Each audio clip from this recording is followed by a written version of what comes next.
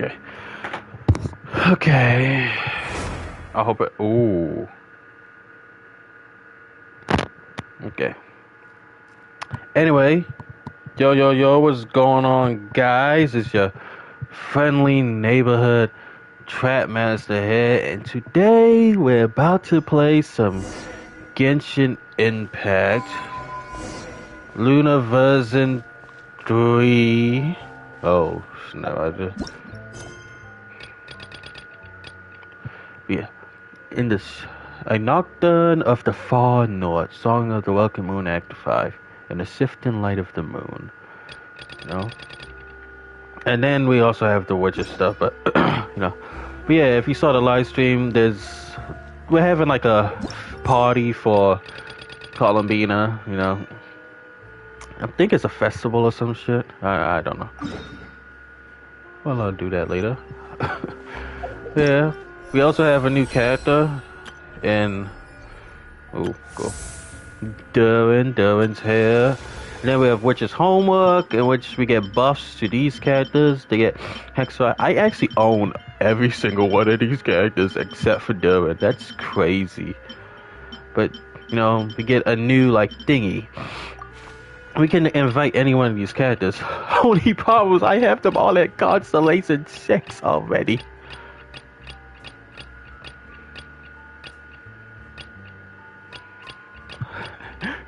You know, that's funny. I own them all at Constellation 6. Crazy.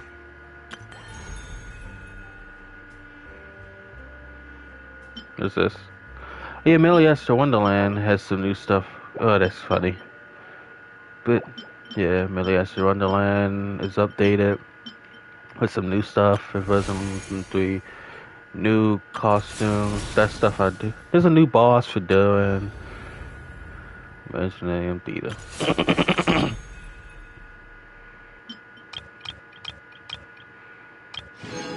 Thank you for that. We have the new character Darren with your holder, our 4-star character. And it's Darren and Albedo. I'm gonna be pulling for Darren and his weapon. It's crit rate. Dami Artist. Day King Splendor, crit damage for elemental buzz crease and unroll his opponent getting a blade of daylight. Blah, blah, blah, blah, blah, blah, blah. And the party possesses Hexwise Secret Right. Gifted by the Day King to the brave hero in the Little Witch story, only for the witch to take it and defeat the hero herself. Okay, damn. Oh, and Fenty has a new weapon.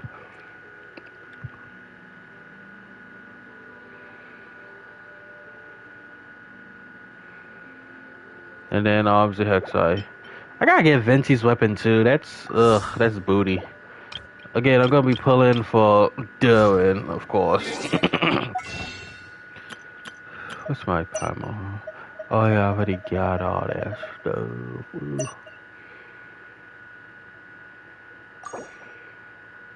I can spend more. Anyway. Yeah, up there. Oh. Ooh, new recipe. Drink 4, 5, and 5. And my free primos.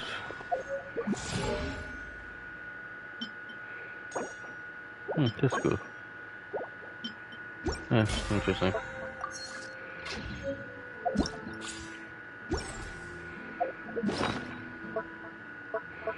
Is this... Yes, this is stingy again. Yeah, I'll deal with that later. First things first. Have for me what I desire. Oh, snap. Dang it. Okay, I'll just wait for it to get fully. I'm on menu, what's going on? Oh, Milliester. Huh.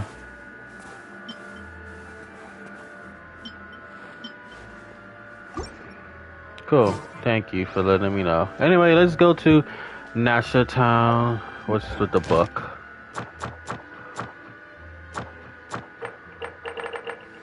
Is There's an echoes. Oh yeah, we got new echoes for Klee and Albedo. But yeah, as I was saying, Venti has a new weapon, even though he already has 2 weapons. Like he has Skyward Harp, that Wind Blue mode. And now he has a nano weapon. How many weapons does he have?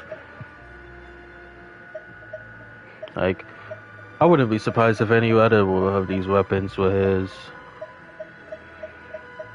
You own any of these other weapons, huh, Venti?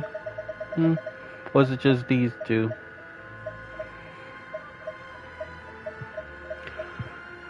Is Amos bow yours?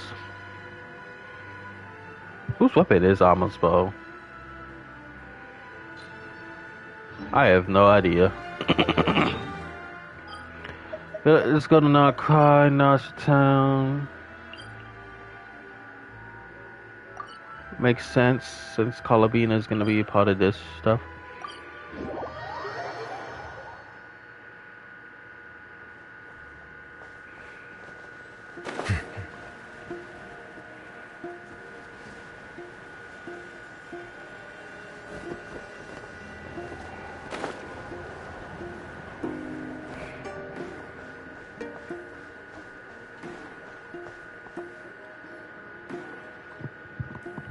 Catherine! Thank you for waiting. I finished Wait, checking your Catherine was adventure always back. I handbook. already know about that. Here are your commission rewards. We have no other urgent commissions on the books at present.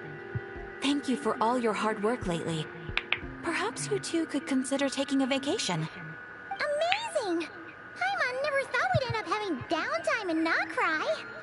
Things were pretty hectic when we first got here. Everywhere you looked, it was either the Wild Hunt causing chaos or the Vatui stirring up trouble. It felt like this whole region was one giant slime in a barrel, ready to go boom at any moment. Really have achieved a lot since we've been here, haven't we? The Traveler and Paimon strike again. That's right. Another win for Tibet's top duo. Ah, yes. Are you two aware that the Moon Prayer Night is soon to take place? Oh yeah. Lama told us that was coming up soon. Festival time. Wait, why do you mention it though? Do people in Nasha Town celebrate it too? Paimon thought it was just for moon goddess worshippers. You're partially right. Most people in Nasha Town just see the festival as an opportunity to do business. They do not concern themselves with the religious element. The festival was first it's still a celebrated festival. by the Frost Moon Scions. On this day, they would wear moon prayer blossoms and celebrate the birth of the moon goddess through song and dance.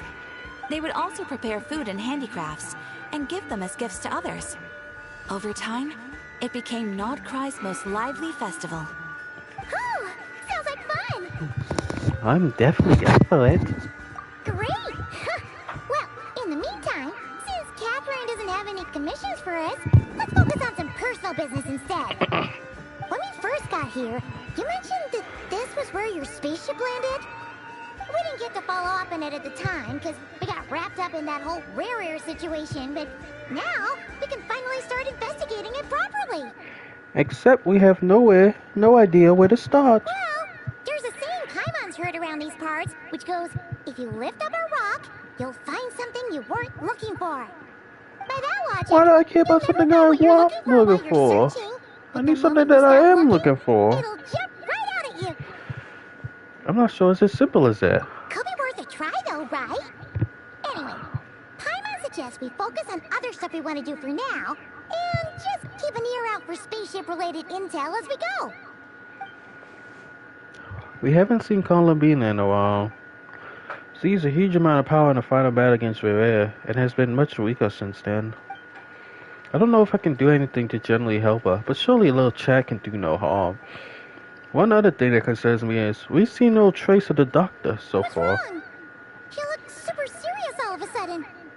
I was just thinking about Columbina and the doctor. Huh? Paimon gets why you'd be concerned about Columbina, but what does the doctor have to do with anything? We've learned back in that land that he's been investigating the moon, but he's been successfully absent so far. Oh, Suspiciously, that's I'm an true. idiot. And now that you mention it, we're definitely overdue for a showdown with the Vatui. It is weird that he hasn't shown himself this whole time. What could he be up to? Engrossed in one of his experiments, perhaps. Either way, his current connection is a good thing. True. Paimon would much rather deal with Marionette anyway. She says the meanest things, but when it comes down to it, she doesn't seem like a bad person. Maybe it's the pressure of being a Fatuse? Especially as a Harbinger. Does she feel like she's gotta act tough to keep up appearances or something? Maybe. Oh, But boy. then, every time we headed out with Rarier, she always wound up having to repair Polonia and her other robots. That's gotta sting. Losing face always hurts more for people who care a lot about their image. She's probably still furious about it. Paimon, I have a feeling she might have heard that. What? Relax, she's not even here.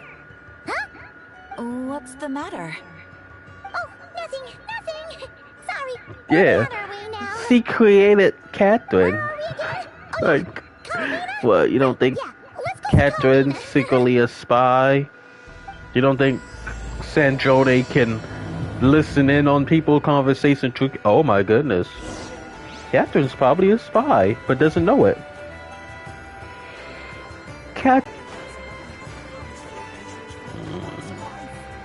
I got Protect client and adventurer confidentiality as a matter of principle. Phew, that's a relief. Paimon does not want to get an earful from her.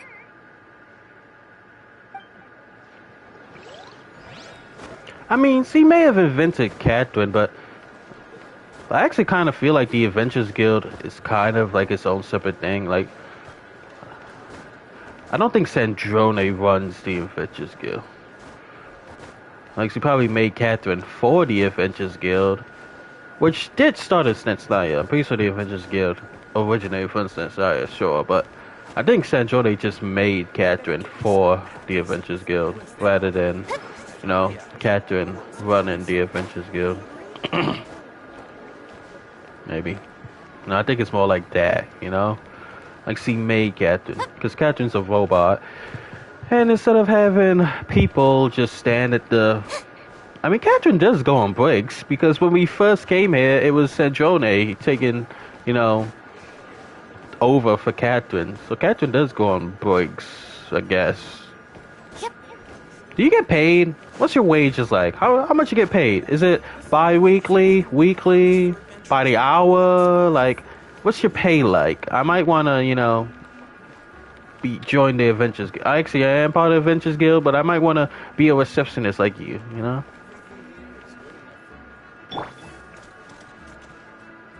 You're not taller than me, are you? I think Catherine's taller than me. Nah, we're the same height. Anyway, where am I going? Go to Silver Moon Hall. Come on, Lauma. Let's go to Silver Moon Hall. I'm an idiot. Columbina, where are you?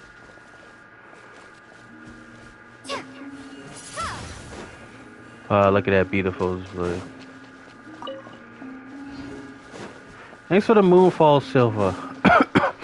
I know that was Lauma's thing, but I feel like I need it for you.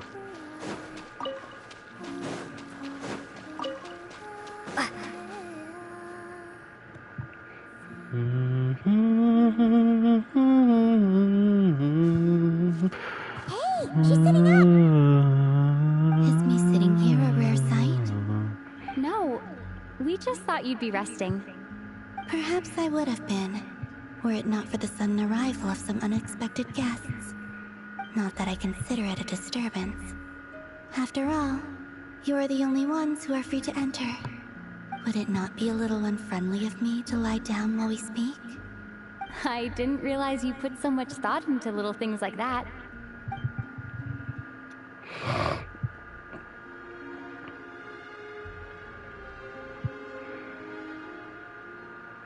Only sometimes. There have been moments lately where I think about you and your companions.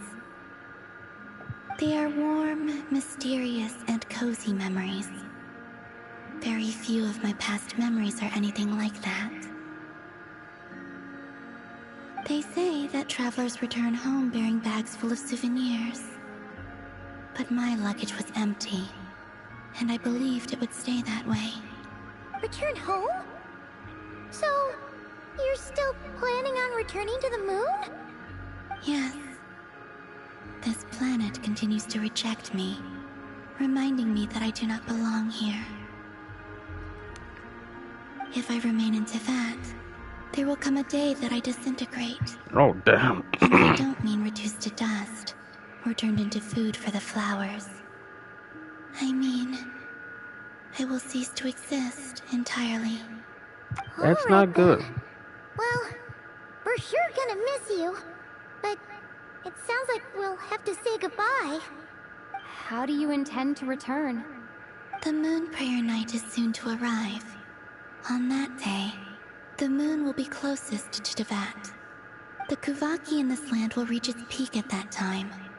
I merely need to grasp the tide, and with relatively little effort. Oh, Paimon gets it! It'll work like a slingshot! I'm not sure You she's make it gonna. sound like she's gonna get blasted up to the moon. I mean, If I maybe. did that, I suspect I would crash into the false sky. I will be using a much gentler approach. But I do like the analogy. It's fun. Yeah. You see? She gets Paimon's sense of humor. In the blink of an eye, the time has come to part ways. Yeah. It does feel that way, doesn't it? Time seems to fly fastest when you are But you're enjoying supposed it. to be a playable character. How I does have that always work? thought of myself as a wanderer I on mean, this earth, It could and work. it has never expressed any desire to keep me here.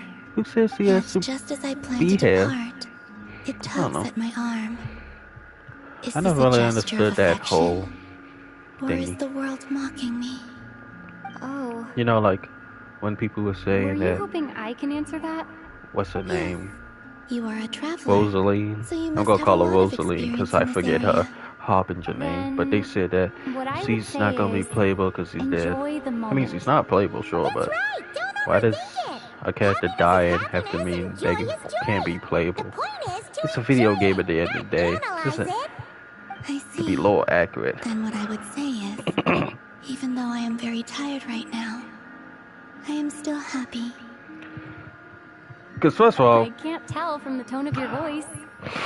Oh, really? this game was lore You accurate. Some of these 4-star don't think I characters should sound actually be happy? 5 stars if you think I'm just about it kidding. logically. I could tell you were in a good mood today from the moment we saw you.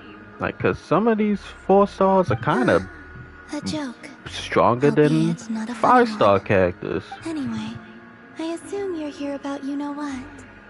Give me your hand. Maybe Actually, that's why it's not that.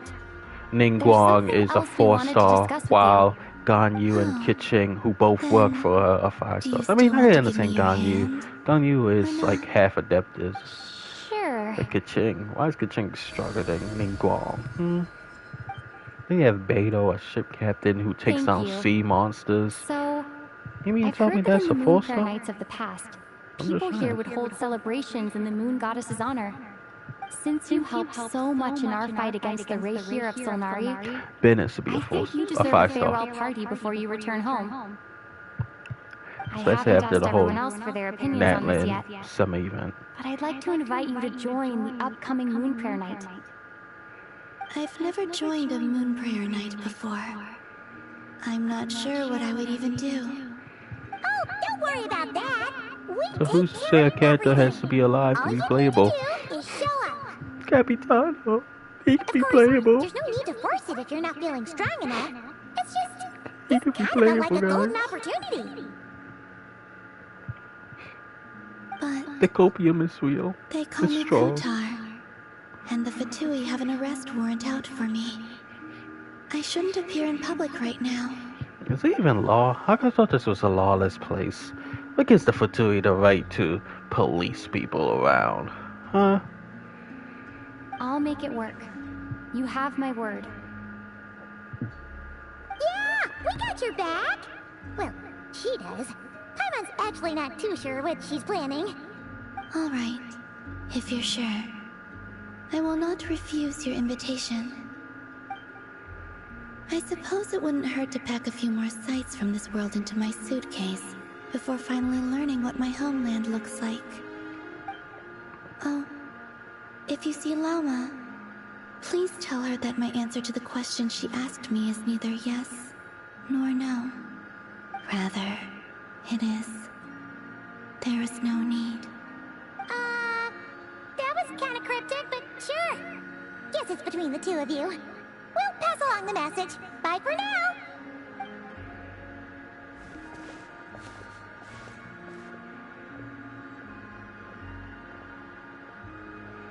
What is Dottore doing? And why are those flowers changing color? What does white mean? And also, I do not know. Blue is kinda good. I'm pretty sure white is like when she's weak. Since she's agreed to join the festival, let's go see who else wants to take part. Okay. Llama's gotta be the person most familiar with the Moon Prayer Night. We should start with her. Also, what exactly is your plan to keep her safe? Not sure yet. I'll figure something out. What? Are you serious? And Paimon even gave you her vote of confidence back there. When did you become so sneaky?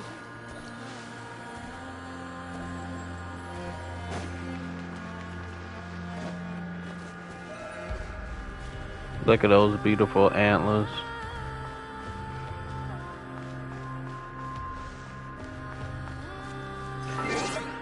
I'm gonna give me some water. I'm a little thirsty.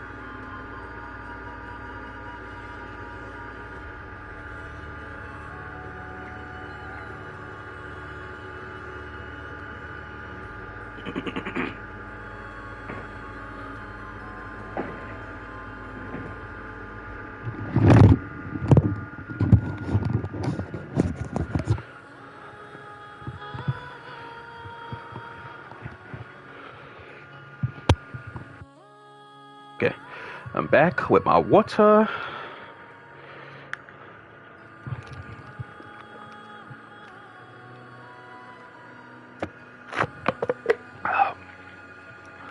Ice cold.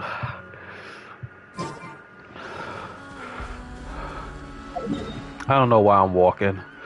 Just go here.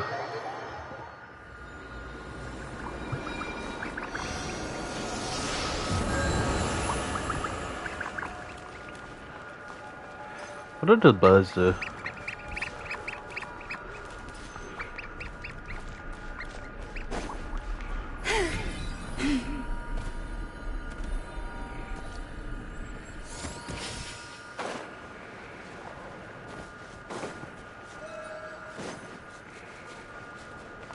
Hey Llama, it's me, Llama. Hey, Llama! It's us! Huh? Varka? What are you doing here? Beats me. I had a bit too much to drink last night, and when I woke up, I was on Hisi Island. Mr. Look at Varka that is helping nose. to oversee Nasha Oh, Temp's preparations God. for Moon Prayer Night. He is here to go over some details regarding the decorations and custom cloth designs. Nah, fam. Right, yeah, that too. Who gave this man an actual That nose? too. Yes. Celebrating this festival is a long-held tradition here in Nod Krai. Why are we getting On this day, outnosed by this the crescent man? moon at the top branches of the verdant crest Are we getting turns into nose a full crept? moon, and the moon prayer blossoms bloom with a special radiance. Our people take these to be blessed omens. It's an especially welcome event coming off the back of all that nasty business with Rare. Everyone got put through the ringer recently, and now they're looking to turn their fortunes around. The big shots in town all agree that a big, lively celebration is just what we need to rebuild people's faith in this place. No wonder Catherine said that people weren't so bothered about the religious element. That's right. It's become more of a local custom by this point. The celebrations have little to do with whether the religious stories behind this event are true or not. Even the Frost Moon Scions are eagerly awaiting the coming of Moon Prayer Night, despite now knowing that their past beliefs were founded on a falsehood.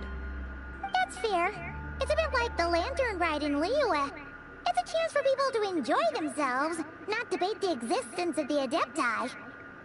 Although in their case, the Adepti definitely do exist. We've been playing them. Yeah, people know about the Adepti's existence. I mean, before Zhongli faked his death, people have seen Rex Lapis or Morax. I forgot what I think they refer to him as Rex Lapis. They've met Rex Lapis before. Like, they've literally seen him come down and he's talked to the people. So people know about the Adepti's existence. Oh, one other thing. We just went to see Columbina. We went ahead and invited her to take part in the festival this time. Hope that's okay. Wait, so... you mean she agreed to it? Huh. That's quite a surprise. Then, I suppose that she intends to return to the moon on that day. Oh, yeah! It's kind of a complicated process, but basically, it's like a slingshot. She probably shouldn't have endorsed your metaphor. I understand. In truth, I had a feeling that she might make such a decision. Well, if Kuthar has decided to participate in the festival, we should prepare accordingly. Yeah, exactly. She was saying how it could be risky for her to show her face in public. We were wondering if there was any way we could hide her. Unfortunately, the people who carved the statues did an excellent job of capturing her likeness. It will be very challenging to hide a goddess whose face everyone is so familiar with. Darn! We may have bitten off more than we can chew here. Yeah, it's doable. Nah, don't sweat the small stuff. We can handle that. Huh? Are you saying you have a plan? Not as such, no, but the most important thing with a festival is to keep the mood light and your spirits up. You can't go preparing for a festival with those long faces. You'll never convince anyone to enjoy themselves. The Monstetter spirit is Like, strong look at with our this one. nose. It's drawn on. His is actually a thing. Look at that. Look at Lauma's nose. Let's That's start by making garbage. our appreciation for Kuthar That's not a the real beating heart nose. of the festive atmosphere. And who knows? Oh, Once we get the God, ball I can't look at rolling, it. Perhaps everything will just fall into place. Hey! Did you catch that? Lama said the thing! Or close enough, at least. I'm looking forward to the Moon Prayer Night already.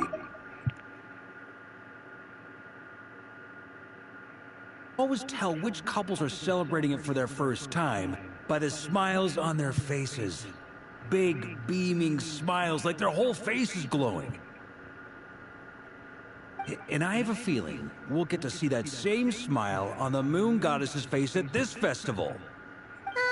Not quite the same, surely. Anyway, I'll take care of business in the city, but I'll have to leave the decor up to you and the Frost Moon Scions. No one else can capture that traditional aesthetic quite like you guys. But lastly, there's the final key element that brings the festival to life. Companionship. Yep. We'll get all our Before friends. you leave, let me show you something that we've been preparing. Mr. Varka had asked to see it already, so you may as well tag along. What's that over there? Also, I have some further questions about Kuthar's decision. Yeah, we should tell you about her answer to the question.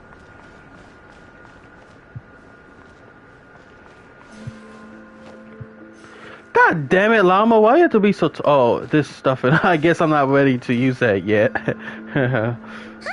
What's this? They sure look like they're having fun. I believe so. Kuhenki seem very skilled at playing drums like these, although I'm not sure where they learned it from. Maybe it's an innate talent?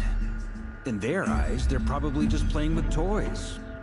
I mean, they kind of jamming. Ooh. Lunatar! Oh yeah, Wanna play this first too? one. Yeah. Guess not. She looks more confused than anything. Maybe we can teach her next time if we get the chance. Oh, we can have a jam session with the Kuhenki. I got the guitar.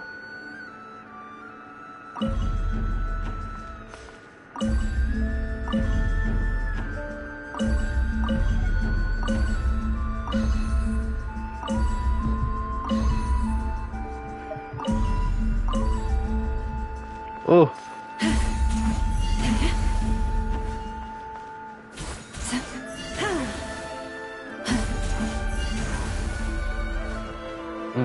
We jamming. Oh, we're gonna start a band called the Moon Spirits. Yeah, the Moon Spirits.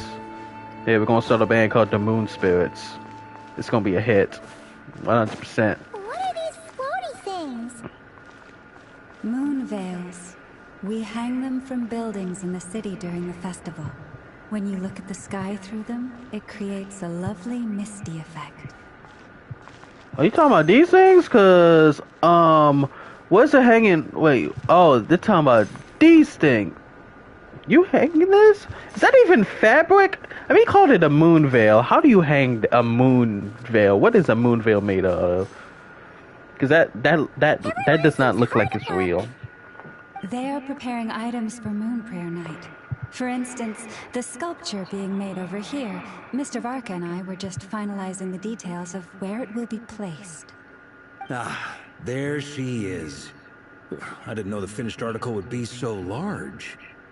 Not to worry, though. All the necessary arrangements have been made. Just let me know once it's ready, and I'll get some people to ship it over. You have my thanks. And over here, we are preparing a very traditional confection. Oh, look at all these colors! It looks great! Can Paimon try one? Of course. I have a feeling you'll like it a lot. You bet! Sweets and treats are Paimon's favorite! If you included those in the Feast of the Moon, I bet Paimon would have joined the Frost Moon Scions by now. There will also be verdant crests like this present in Nasha Town during the festival. The timing of Moon Prayer Night is not completely set in advance. We make a rough estimate, then observe the changes in the verdant crests and moon prayer blossoms to guide us. As such, the wait itself is a fun feature of this particular festival.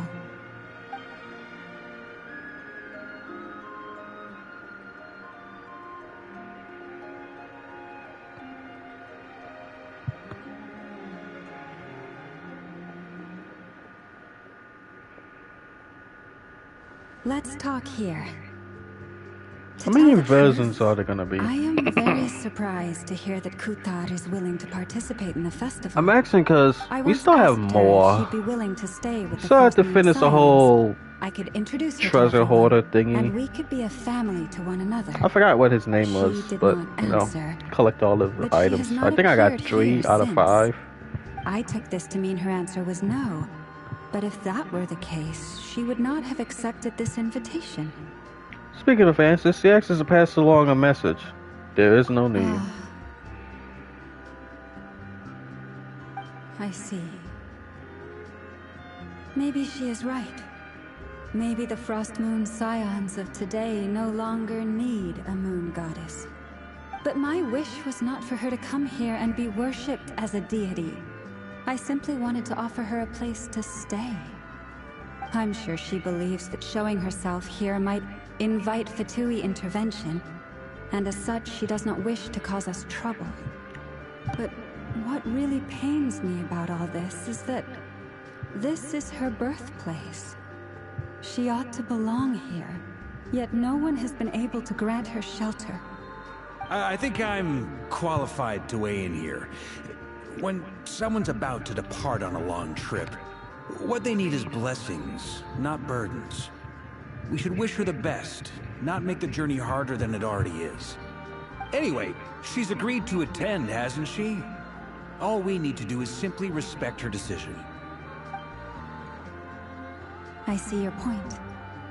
Yes, she will soon depart after all.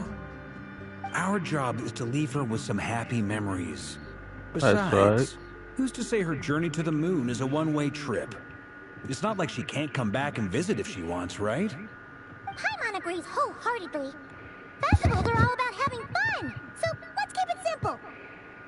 Yeah. All right, I'm gonna head back to Nausea Town soon. Want to come with? I'm guessing you have some other folks to visit there. Yeah, I guess. Sure thing, let's go. Bye for now, Wilma. Yeah. Thank you all. Bye, Goodbye. llama, wama. Wama, llama. Mama, llama. Mama, llama. Mama, llama. Mama, llama. Okay. It's blessings, not burdens.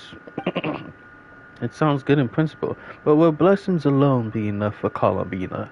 Find out next time on Dragon Ball Z. You could really, I had to actually go there myself. Let me just take a bit of, go. Thank you for the goodies. Yes, yes. Potatoes. I love potatoes. Why are you looking at me like that? I know I look like one of you. Okay, and I got these tickle bitties, but hey. Stop it.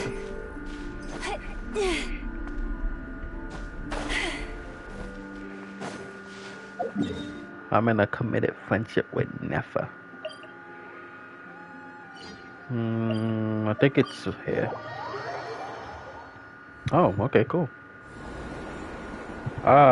Durin and Albedo talking to Flint. Hey, over there! It's Durin and Albedo with Flints! What could they be chatting about?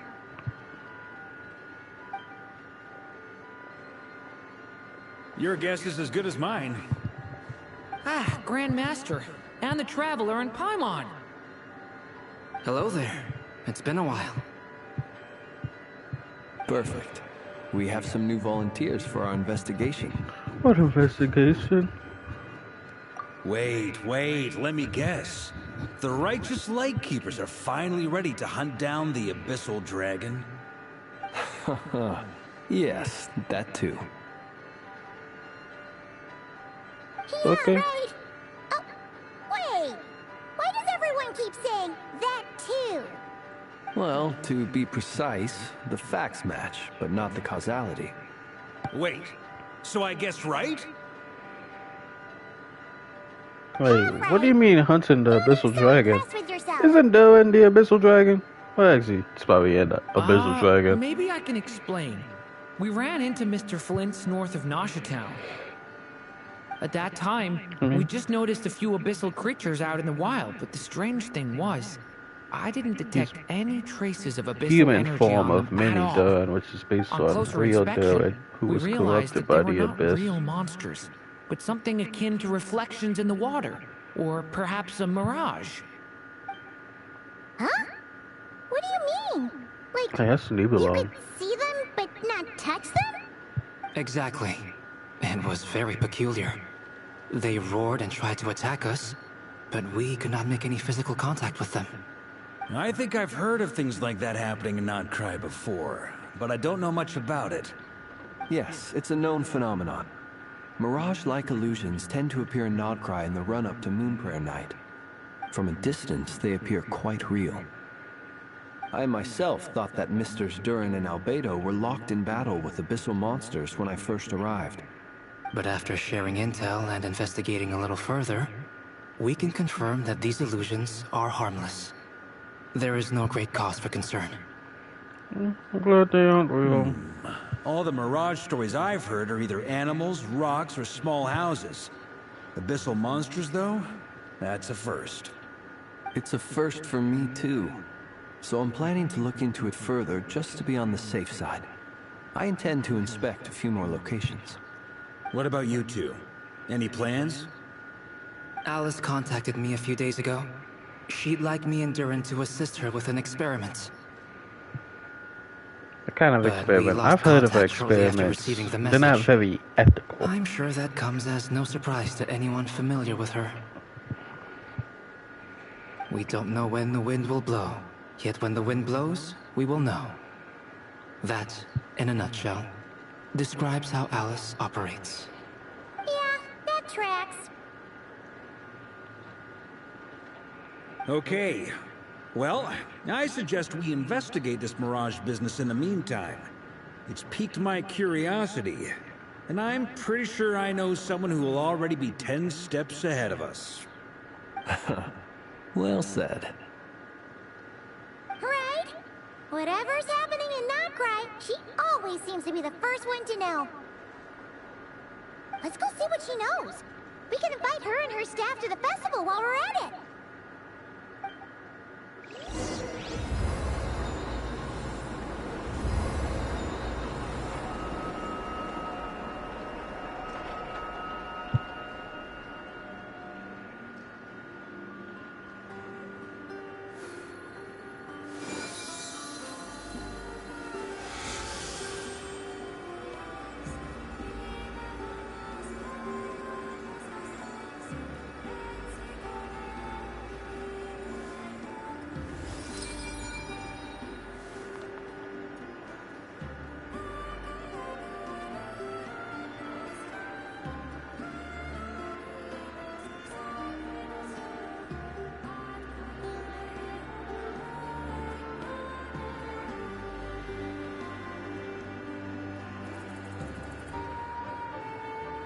If ever you find that the animals in Nod Krai behave in ways you do not understand, just ask me and I will explain.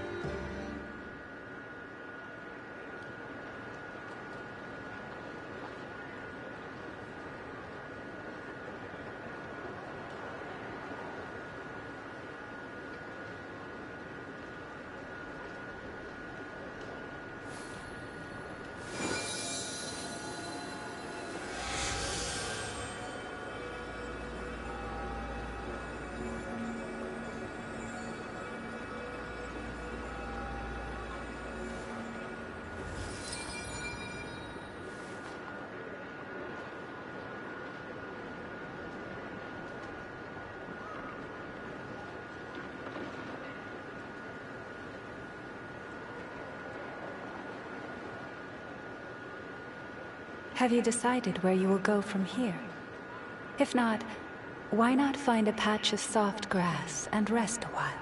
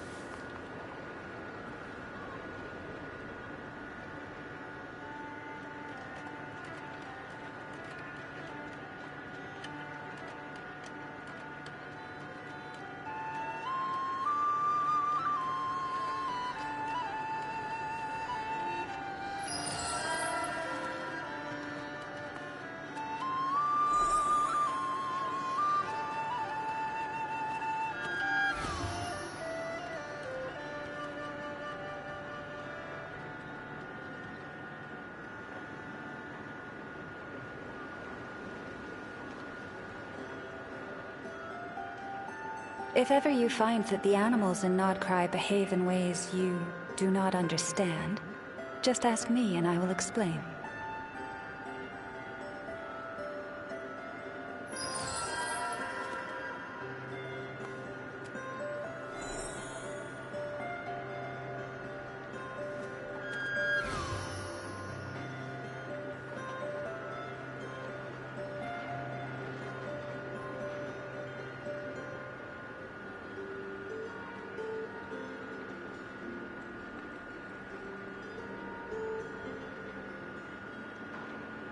Have you decided where you will go from here? If not, why not find a patch of soft grass and rest a while?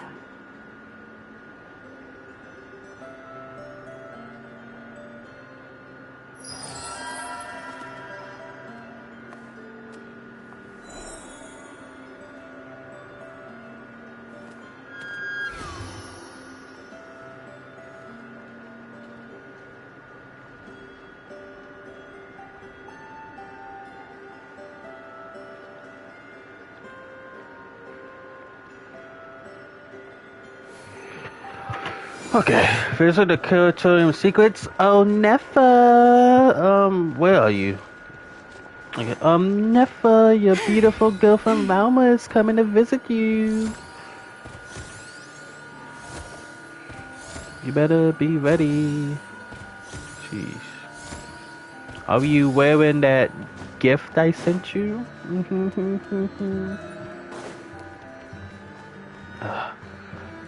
I wish there was a teleport waypoint.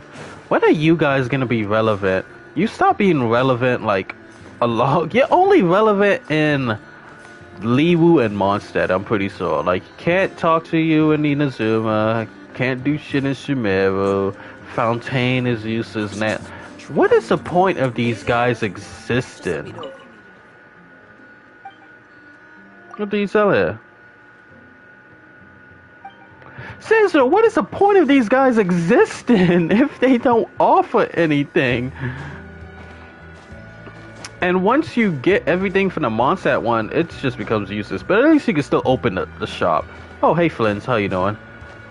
But what's the point of you guys existing in the other regions if literally nothing can be done? Like, I think the one in Inazuma only had like a quest where you could like sell a pearl or something. You can either sell it to one person or sell it to another person, I think. I forget that whole mini thingy that happened. But why do y'all exist, Flins? Is this an antidote? Thank you for remembering my request, Master Tarno. I will be sure to treasure this pocket watch. There's no need to stand on ceremony, Mr. Flins.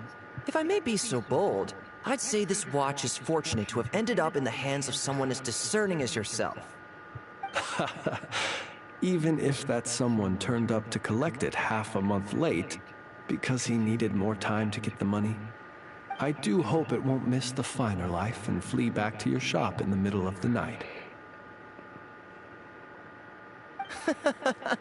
Such a wonderful sense of humor. Even if it wished to escape, I doubt it would get far with a ratnik such as yourself on its tail. Here, I've already wrapped it. It's yours. My thanks again, dear Master Tarno. Perhaps we can have a drink in the flagship when you're next free. It would be my pleasure, Mr. Flins.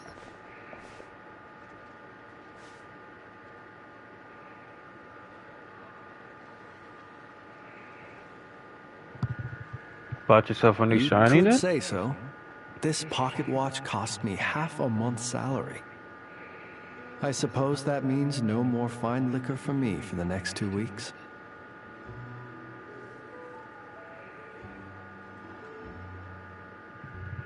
I'm sure I could treat you a drink. You can drink fruit juice with me. In that case, I should paraphrase Master Tarno just now and say, my pleasure, Miss Traveler. I look forward to your invitation.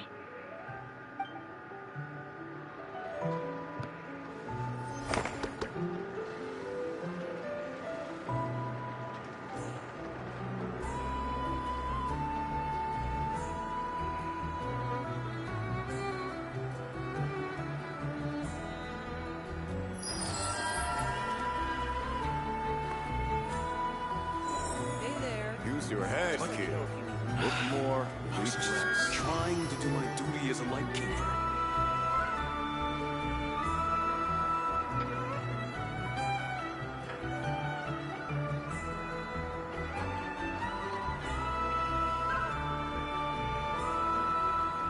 Even when the night is gone, and even when the sky is hidden from view, still the moon shines its light upon you. Use your head, kid. Look more, sleep less. Trying to do my duty as a lightkeeper.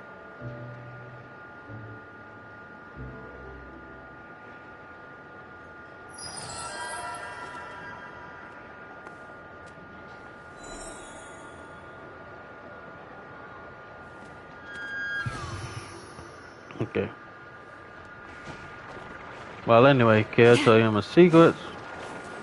Have you two kids have always been here? Why are your eyes so goddamn blue?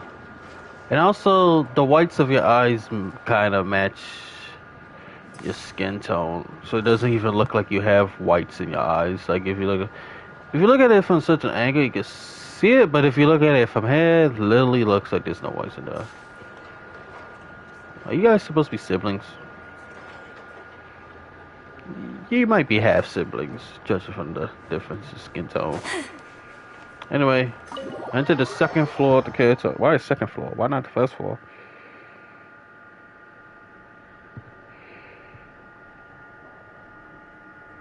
You're right, I have noticed. There's certainly something a little fishy about this situation. Only a little, though. Records indicate that this phenomenon can occur in the days before and following Moon Prayer Night.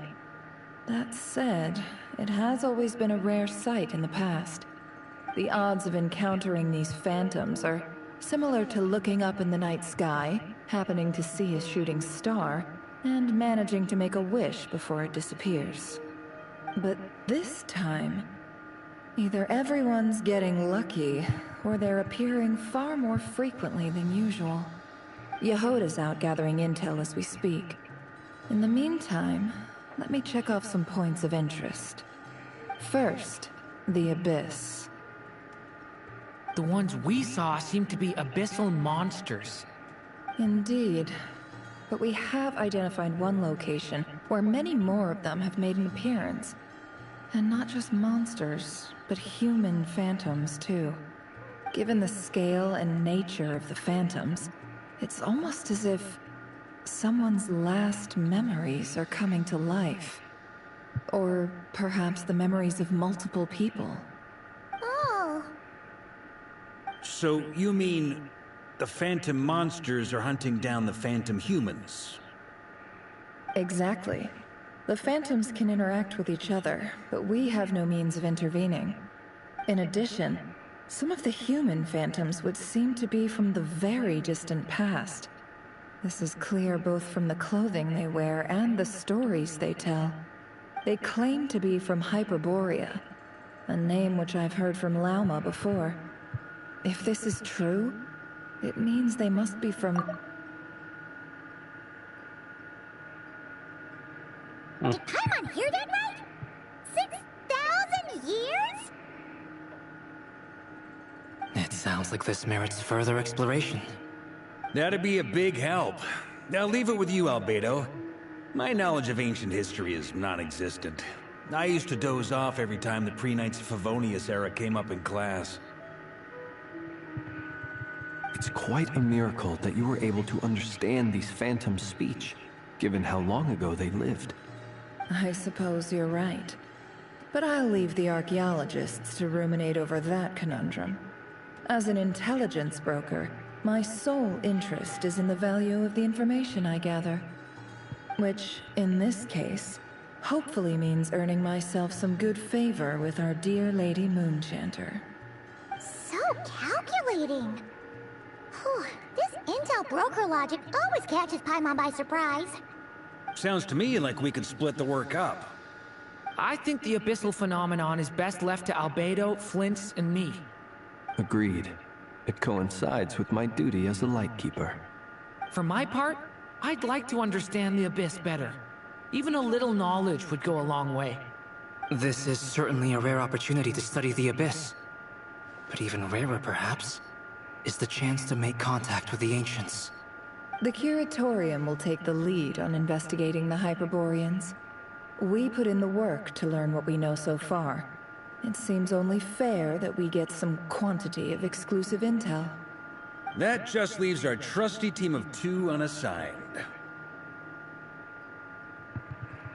Wait, we're a team? Since when? Since you became an honorary knight, of course. This was part of my grand plan all along. Oh yeah! By the way, we managed to convince Columbina to come to the Moon Prayer Night celebrations. Would you and Yehoda like to join too? She agreed to that? Huh. Quite an achievement. Never underestimate the traveler, I guess. I'd be happy to join. No point shutting myself inside when the streets are all decked out. I doubt any clients will be visiting during the festival in any case. And Yehoda loves a party, so I'm sure she'll jump at the opportunity. No. No. No. No. No. No. No. No. No. No. Way to contradict me in front of... Wait. No, that's not what I have bad news, boss. So many people. All right, everyone inside, quick.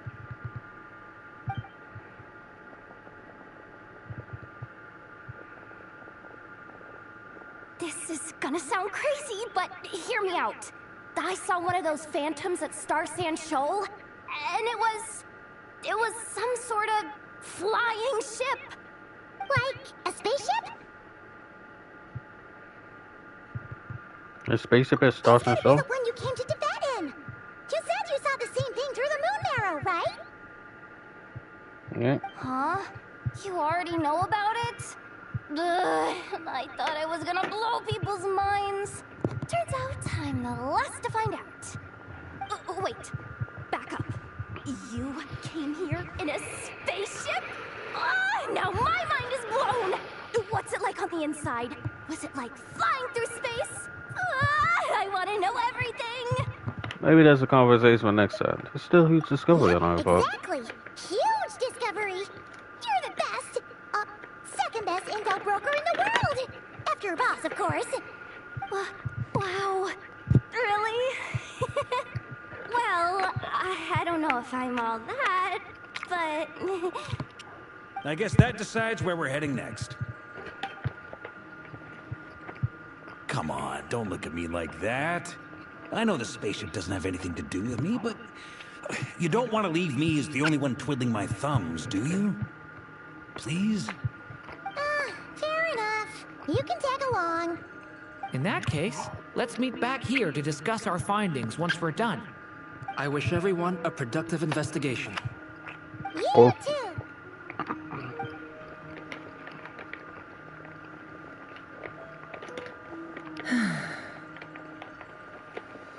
What's up, boss?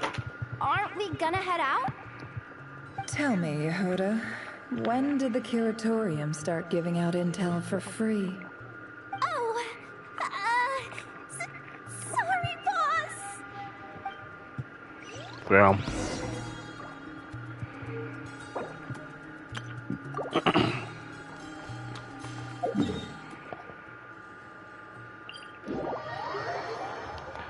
Star Sand Shoal.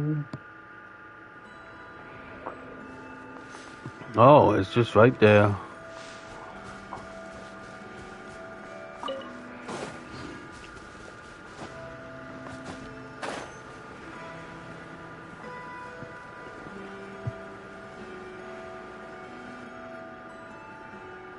And those phantoms must be people from when the spaceship first fell. Wow, what do you know? 500 years ago or Yehoda was something. right on the money.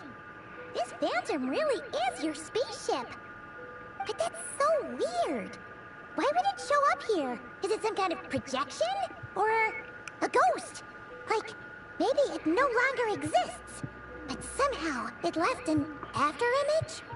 I'm not sure either. Ah, you're already here. Miss Lauma, what a surprise. I thought you were busy with festival preparations. I was, until one of our people informed me that a strange sight had appeared at Star Sand Shoal. No one's ever seen something quite like this before. I thought I should see it for myself. Same here. Oh, so we heard that these things appear around the festival period. Any idea why that is? Unfortunately not. We have very limited information about them, since they can't be interacted with. and no human phantoms have ever made an appearance before now. The most we've been able to deduce is that these sightings appear to be connected to the increase in Kuvaki energy around this time. Let's look around and see what we can find out. Yeah, seems like that's all we can do. This is all so confusing. Allow me to lend you a hand.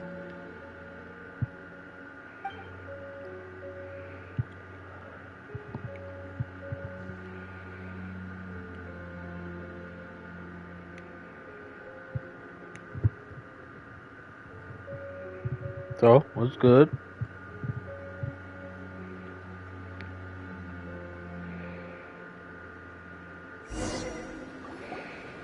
Everyone, our friend here should be able to provide us with some information.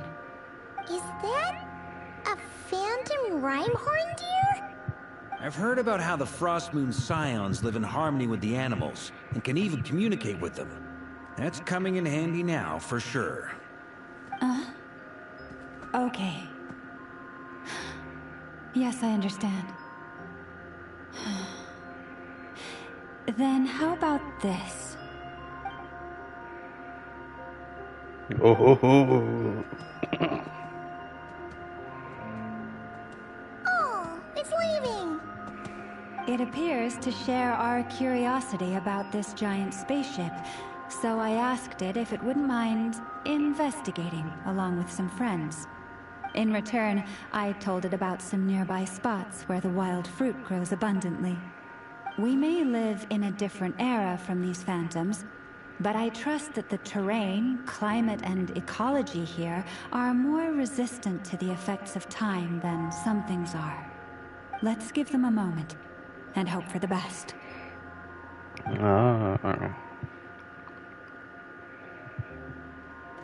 All back together? Must have been a lot of fruit. Indeed. Now let me ask them some questions.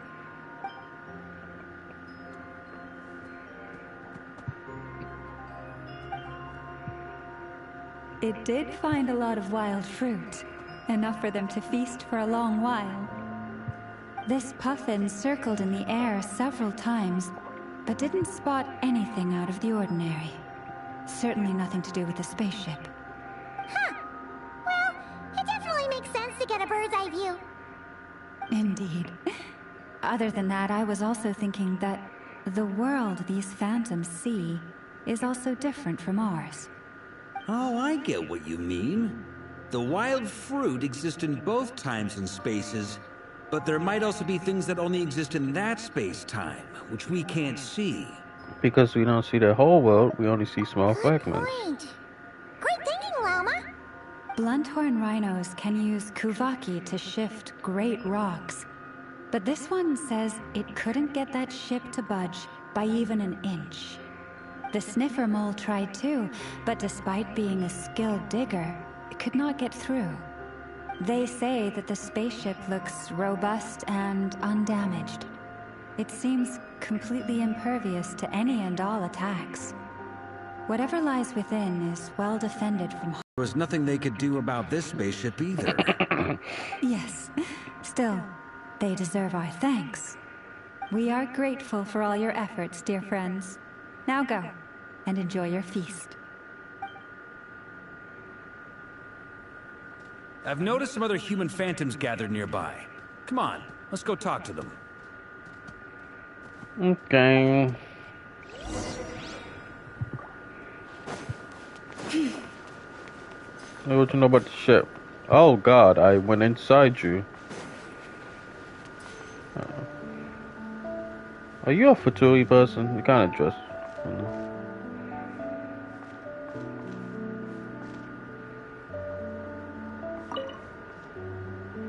What is this thing? I've never seen it move, and there's no way to get inside. Goodness knows.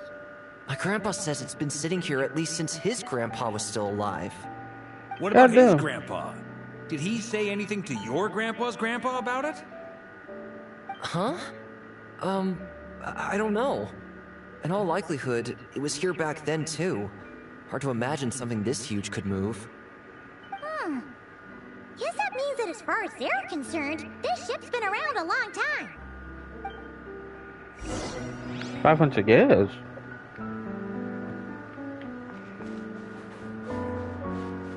I'm in the ship. We're going back home. Oh, damn it.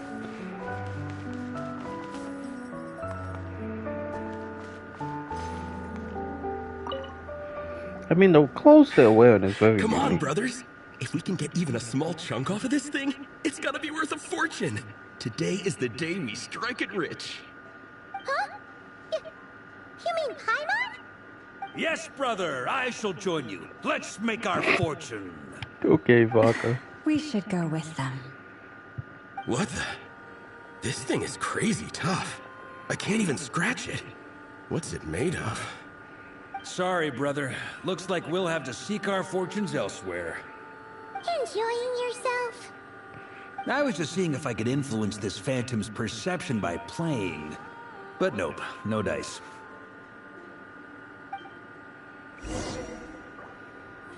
I'm sure we're all starting to build up an idea of what's going on here now that we've spoken to some of the people.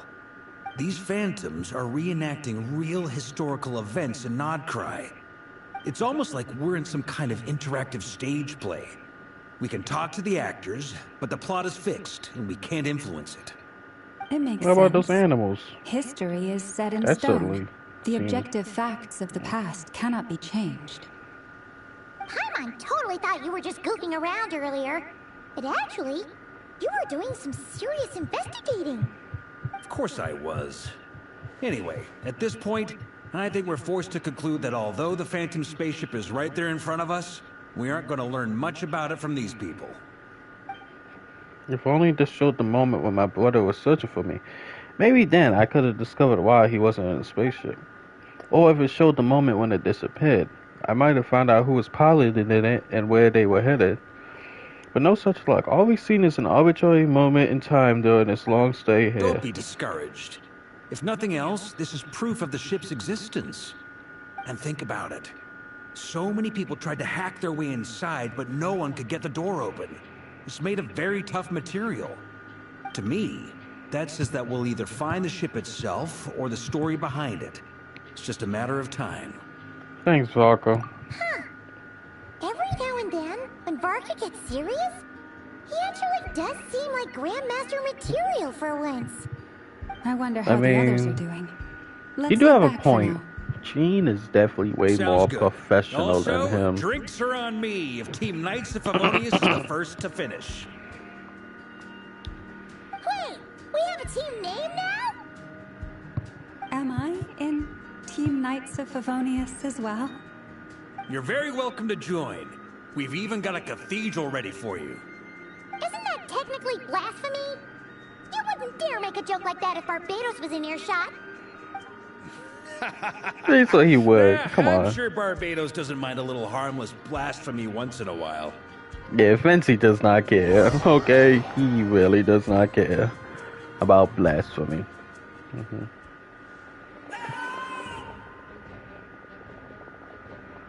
Oh, no!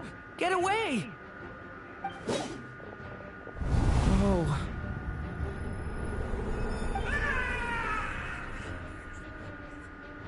Oh God. Oh.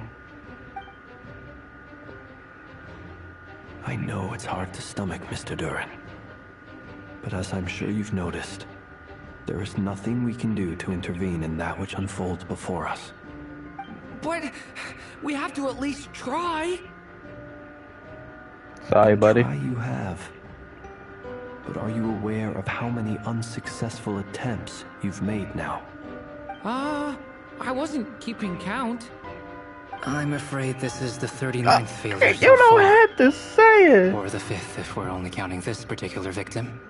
There are no indications that these phantoms may be altered in any way. You seem to have calmed down a little. I'll make us a fire. You should rest and have some water. Feeling any better now, Mr. Durin?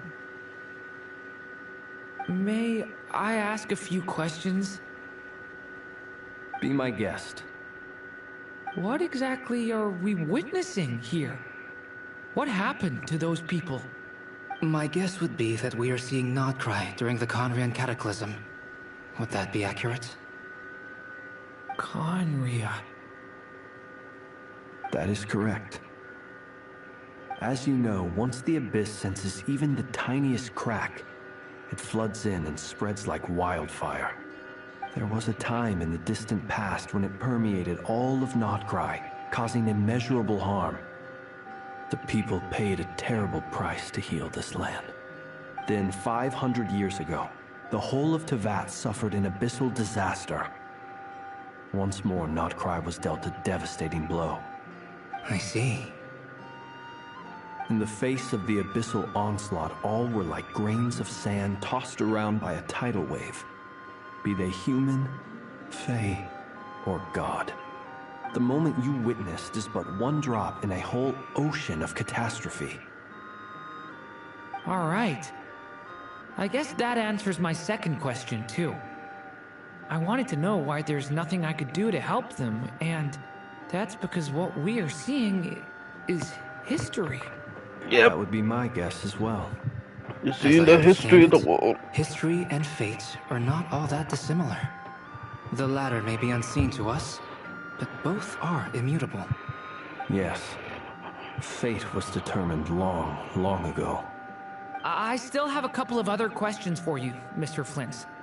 You mentioned more than one abyssal disaster that has struck this land in the past. How can you be sure that what we're seeing is from the Conrian incident? And also, how are you able to stay so calm when you're talking about these events? From everything I know about you, you're not cold or ruthless, and you're not indifferent to the suffering of others. Alas, I am forced to show my age. I must be 600 or 700 years old by human measure. Damn, older than the Conria incident. One is not easily moved by history when one has witnessed 6 or 7 the truth years old. firsthand. I'm sorry. You needn't apologize. Your passion is a good Conria thing to happened have. 500 years ago, so you were Treasure it. alive Because 200 someday you years may find before it in that. terribly short supply. Now, at the risk of offending you, I have a question in return. Your curiosity toward the Abyss, is it born from hatred or because you sense its call? I only ask because I kept a fragment of Rerear's body in my lantern for a short time. Specifically, his heart. So I know what a burden it can be to carry the Abyss with you. And I hear its power growling from somewhere within you. In my eyes, your mere existence is a miracle. My honest answer is... I don't know. I don't think I have the confidence to say for certain. What I will say is the Abyss is not the only issue that haunts me. Even before I became who I am today, the question dogged me constantly. Should I even exist at all? My doubts remain unresolved. But when we fought Rerear, something became a little clearer to me. Sometimes it is the darkness within us that allows us to achieve the impossible. I certainly got the sense from your 39 attempts that you were trying to achieve the impossible. It sounds like you've resolved to see the truth for yourself. Absolutely. In that sense, he and I are quite similar. Then I wish you every success. I look forward to the day of your transcension. Well, if everyone's caught their breath, I suppose we should head back. Oh, and one last thing. I'd appreciate if you kept our discussion about history a secret. Sure, no problem. I mean, it's a secret to you, to everyone else, not a secret to me, Investigations led us all to the same because I'm the player. conclusion. Hooray for consensus! Yeah, but we barely learned anything, though. I totally thought this would be the mother lode. Talking with the ancients? I mean, come on! But nope. All we got was useless snippets of conversation. I wouldn't say completely And all this useless. stuff about moons and hyperopia. What a load of baloney. Seems like people back then had a few screws loose. I understand your frustration. We found the same issue. Each phantom only showed a very brief moment in time. There isn't much value to be found in these miscellaneous fragments of a civilization's history, no matter how glorious it may have been. If there's a silver lining, it's that these phantoms are harmless to the present reality. They shouldn't get in the way of the festivities. Paimon agrees. And not just because it's the first thing she understood in this whole conversation. You look disappointed, Nefer. Is something the matter? What do you think? We all worked our tails off, but the only one to gain anything from it was you, Lady Moonjanter. Well, please do share the Hyperborean records with me. I will gladly inscribe them in our people's documents. Oh, duh! Yeah! That was it! Hyperborea! Hyperborea. I'm serious. Only an expert in the Frost Moon Scions and their history can turn these records into valuable research material. The alternative is to let them gather dust on the Curatorium's storage shelves until the pages turn yellow. Nefer, you're wise enough to know that cooperating and sharing the profits is the best course of action here. Well, that goes without saying. Sure, let's do that. Huh? But didn't you say we aren't supposed to give out intel for free? Sorry. Shutting up. Shutting up. Now is not a good time to push Nefer's buttons. Anyway, back to Moon Prayer Night. I'm thinking that we should prepare something a little special, aside from the usual decorations and so on. You mean a parting gift? Can't go wrong with food. Although, does food go bad on the moon? Maybe. Who knows? Perhaps a lantern would be a better choice. It might be dark up there. It Maybe. could prove difficult to light a lantern on the moon. Magical stones might serve that purpose better. Possibly. I mean, the moon reflects light, A but it doesn't clockwork mecha emit model light. from Fontaine. I've got a whole I mean, bunch if you're at on the home. bright side I of the use them for moon, fighting don't practice have to in my worry. free time. But if you're on the dark None side of the these sound moon, like things she would be oh, she even would need a remotely lantern. interested in. But we don't interact with her enough to know what she likes. I mean, I've been with her a lot. It would really save us the guesswork if someone could find out what she's into. Don't look at me, you sons of bitches. What the? Traveler? They're all looking at you. Okay, I gotta find a chance to ask her. Great! Haha, problem solved. Now, I need to stop by Dory's. Gonna need her help sourcing a bunch of stuff for the festival. Then let's leave it there for now. We all have our own business to attend to. Traveler, if you find out what Kutar likes, let us know right away. Gotcha.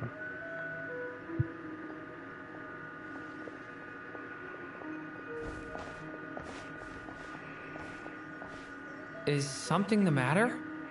That's my line, Dad. You see me load now. I'm fine.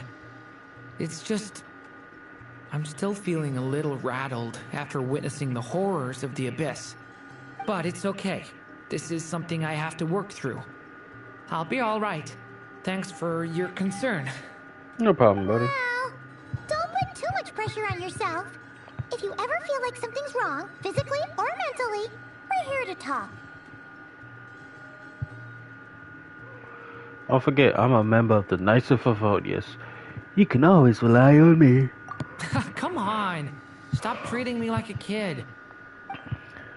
I mean, you technically are a kid. Kinda. How old are you? How long has it been since you were born?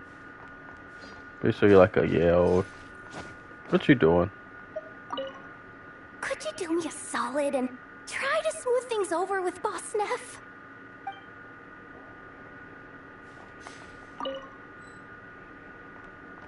Okay.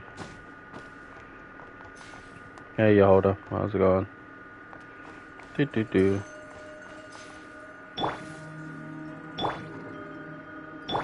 But...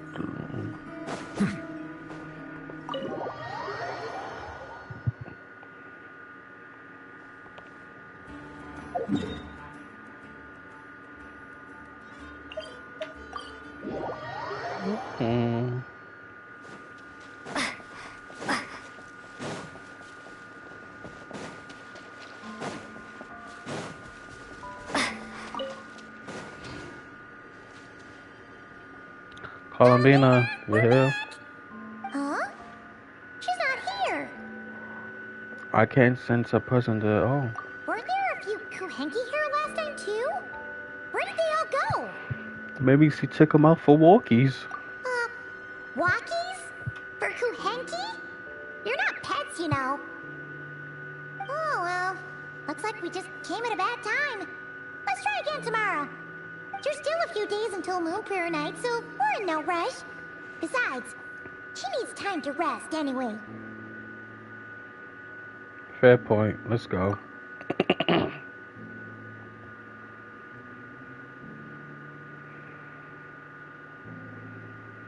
Calamina! Are you back yet? Oh, how strange. Looks like she still isn't here. This is a bit odd. Right? It's not like her to spend so much time outside. Especially since she's worried about attracting unwanted attention. By the looks of it, she hasn't been back all day. What about Lunatar? Lunatar, you there? Hey! Do you know where Columbina went? Sorry, didn't understand. But if you know where she is, could you take us to her? Sounds to me like an I don't know either to me. Yeah, that's even stranger. Come on, look, the flowers. What about them? Oh, that's not good news. They change color when Columbina gets weaker, right? And they look super pale right now. Let's go, we gotta find Llama. She might know what's happening.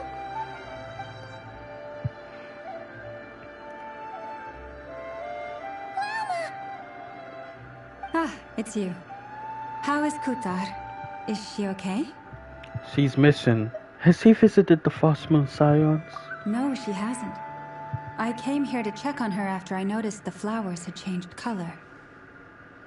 Based on past precedent, she must be very weak right now. Even getting up to walk would be a struggle. It seems unlikely that she wandered off outside. Not to mention that she doesn't do that at the best of times either. So yeah, this is super weird. Has anyone approached Silver Moon Hall lately? No. Very few people are in the know about Kutar's whereabouts. And if anyone suspicious had visited, they'd have left some sort of evidence. Come on, let's go to Nasha Town. If anyone has seen her, someone there will know about it. It's Nod Krai's information hub after all. Makes sense. Let's go!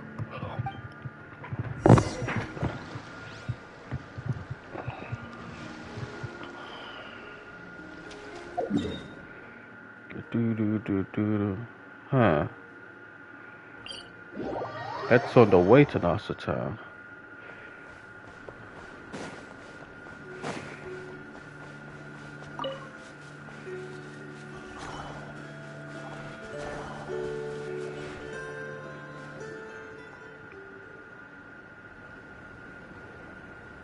Wait a moment.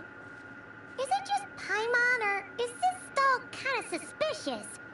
It's never been here before, right? There's a chair. No, I don't recognize it. Alas, your free and easy adventure time is over. Now, prepare to face the final boss of Nod Krai. Whoa! Where'd that voice come from? Not sure, but it's definitely hostile. No, no, no, not that way. The final boss is right here. The Sniffermole? That's the final boss? Surely not.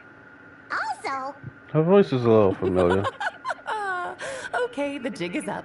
I'll stop teasing you. Turn around. I'm right behind you.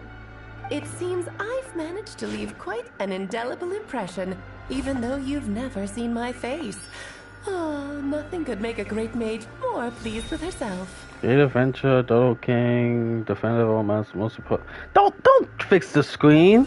Okay, you don't get to break the fourth wall like that. Stop it. Okay, fixing the screen like that. What's wrong with you? What is going on? I've heard that all the big shots in Tibet have long, wordy titles that stun people speechless when they make their entrance. Unfortunately, none of them are affiliated with the Hexenzirkel, and we ourselves keep a very low profile. The notorious name-dropping doesn't quite work for us. Still, I, for one, think I'm really quite amazing. So that didn't stop me from coming up with a title anyway. Alice! Stop it. It's really you this time? Not a lantern or a dodo coat, but Alice in the flesh? Oh, that's right. So, what do you think? How does it feel to finally meet me? You look like... You look just like Klee. You look so young. What is that supposed to mean, I'm the mother of Klee, Tivat's #1 cutie. How old could I possibly be? So she's over 100? Friend of yours? She's a mother of Klee. Kind of. This is actually the first time we've seen her in person. I see. Madam Mage, that was, quite a powerful entrance. I certainly won't be forgetting it anytime soon. It's okay, Llama, don't force it. Paimon will do the honors. This is Alice from the Hexenzirkel. She's a friend of ours. And of Marcus, too. That's what Klee's gonna look like when she's older. You're just on the best. She's a good person, just kinda unpredictable. Well, what is the human heart if not unpredictable? If we could not do as we please, how would we differ from machines? I am Lauma, Moon Chanter of the Frost Moon Scions. It is a pleasure to meet you. Oh, I know. Before you got here, I spent a good, 15 minutes getting up to speed on Nod Krai's present situation. In other words, I've read the whole in the last episode part, so we can skip the pleasantries. Stop with the Fair football enough. breaks. Well, Miss Alice, I can already tell that you have quite a unique personality. You'll get used to it. Is that her hair? Or is that like... At first I was thinking that's like a feather. I think that's actually her hair. Oh, I thought I Oh, told no, you it's actually a already. feather. This time, I'm the final boss. And what a formidable foe I shall be. Powerful, confident, decisive, and good luck finding my weak spot. You will never succeed. I'm gonna send a formal request for Jean to picture in solitary. Oh, drat. My one weakness, and you found it in an instant. Fate has been dealt a devastating blow. Thus falls the great Dodo King. Why are you playing along with this nonsense? For funsies, of course. What's wrong, Paimon? Are you disappointed in me? Am I a gigantic letdown? No. You seem like a busy lady. And this is the one time you've shown up in person. Paimon figured it would be for something more high stakes than just goofing around. You're quite right. I'm here in Nod Krai because something big happened. Something big enough it caught the attention of the Hexenzirkel. It concerns the 3 moons, Tivat's borders, and of course, the moon goddess you are currently searching for. You know what Columbina is? Kind of. Why don't we discuss this over a pot of tea? Okay. My main reason for coming on this trip to Tivat was, of course, to have some fun. But I do technically have a job to do as well. Namely, maintaining the stability of Tivat's borders.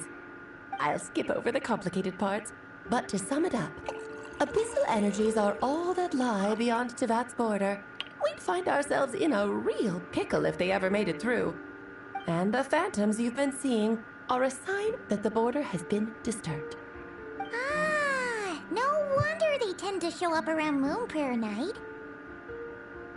Is it because the real moon is now so close to us that its power can cross the border? In part, but only a negligible amount passes through.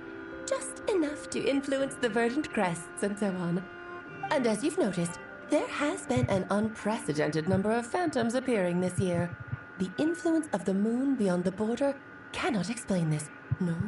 There is another far greater factor at play. The trilunar syzygy.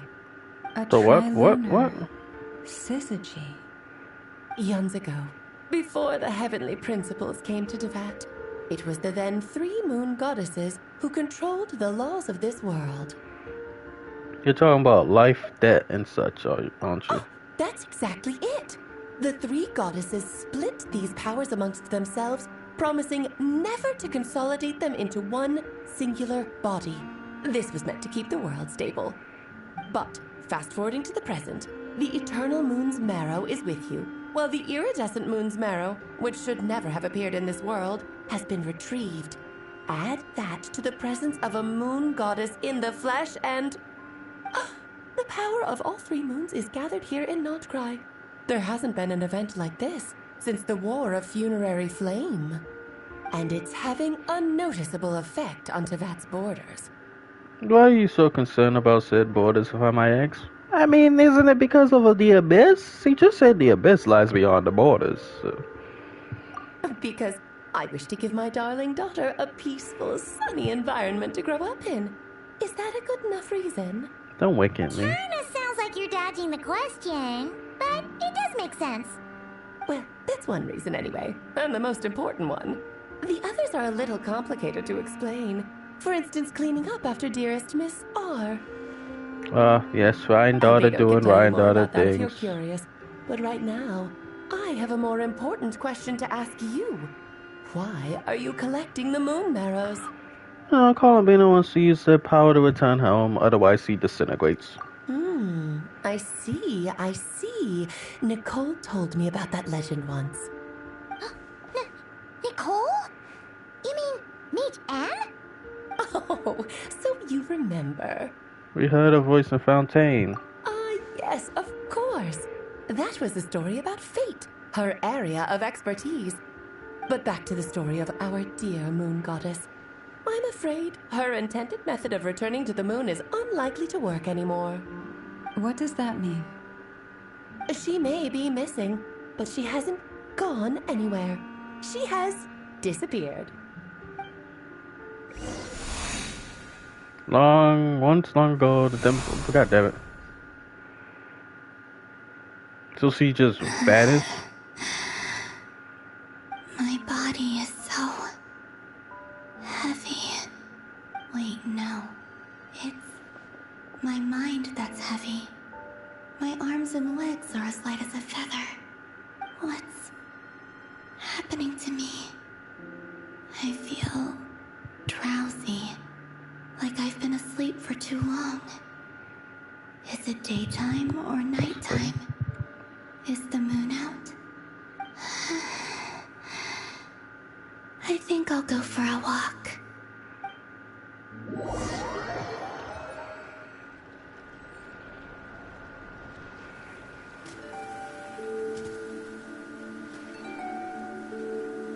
Are you out for a walk too? Yes I am. Oh no, she's become a phantom.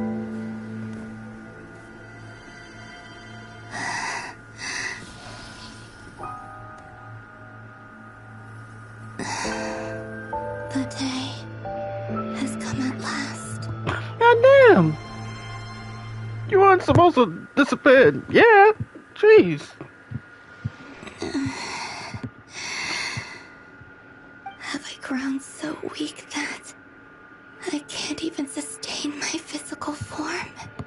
But Moon Prayer Night is nearly here. I was so close to returning home. Death is near. Is this how it ends for me? Will I return to the moon after I disappear? Or... I don't want it to end like this. So far, at least, I still exist. Even if not physically, I can still feel.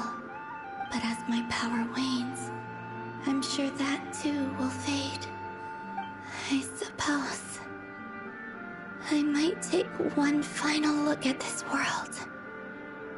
The world where I was born. No. Because maybe the lessons was Russell Enclave. Don't let it slip away.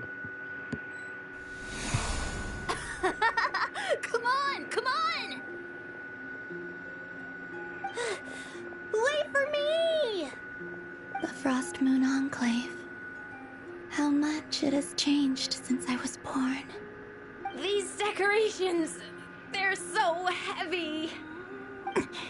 It's times like this when you kind of wish men could be priestesses and acolytes. How fascinating. Hey, equality. I've never had the chance to be privy Am to I people's right? private lives in this way. In the past, people would get so solemn and serious the moment I showed my face, like they were frozen stiff. Karina, Lametti, it's time to eat. Coming. I want to watch them a little longer. Oh, I get to play as Columbina. Whoa. That's a unique way of walking. I mean, it's ghostly Columbina. She's basically floating in the air. Ooh, that's a nice jump.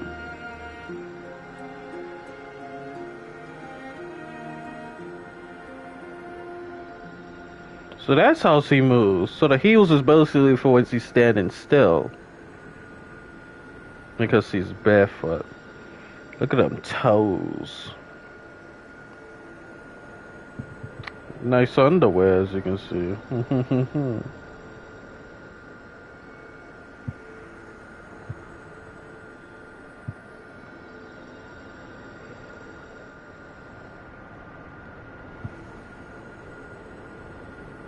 So just fill these balloons with air, right? Yep. Try a couple now to test things out. The rest can wait till Moon Prayer night. Think fast. Rita! Teasing an acolyte of the Frost Moon Scions? Surely that's a punishable offense. Take this!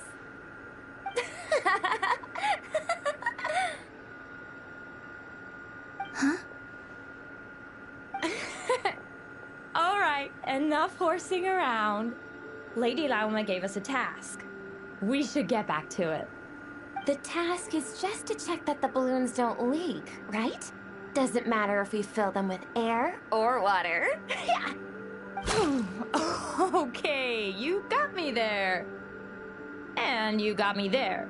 But still, we can't use all the balloons before the festival even starts. We won't use all of them. And as long as Lady Lauma's trusted acolyte doesn't snitch, this can stay as a little secret between friends. A couple more can't do any harm, right? Oh, you menace.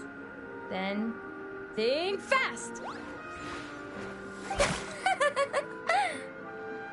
Is pumping a balloon full of water really so much fun? Yeah, maybe we could do that. Ooh, look at the twirl. I like a Columbina twirling.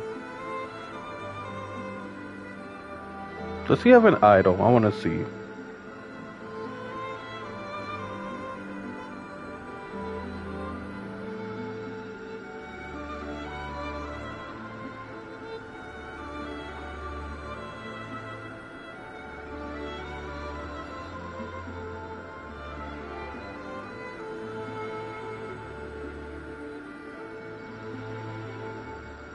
Okay, I guess not.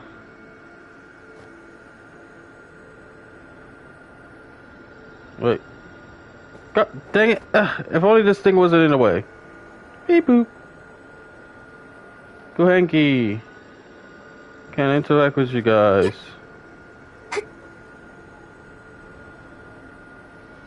Infinite sprint. The way she sprints is so majestic, so elegant, just gliding. Oh, can you walk on water? You're both tired from playing all day. Come on, eat up. A plain, humble meal. That has always been the way of the Frost Moon Scions. Huh? How come Lametti got a midsummer berry dessert? Oh, I always get Lockaberry. I don't mind sharing. You can have a bite of mine if I get to have a bite of yours. Hmm? They're sharing food? I've never shared food with anyone before. Even at the Harbinger tea parties, everyone just ate off their own plate. And when I couldn't finish my food offerings from the Frost Moon Scions, they'd leave the leftovers out under the moonlight for the animals to claim. Hey! That was 2 bites! Oh, then you can have another bite of mine. Oh, you too. Oh, don't fret now. Here, have some of Granny's too. So this is what it means to be family. Though I personally prefer to have my own food, I'm gonna be honest. I can share snacks, but food, that I'd never usually get to see. That's all me. They'd never act like this when I was around. It's nice being able to just watch people in peace in these final moments. What a rare opportunity. I think I'll go take a look around Nasha Town too. Maybe the Traveler will be there.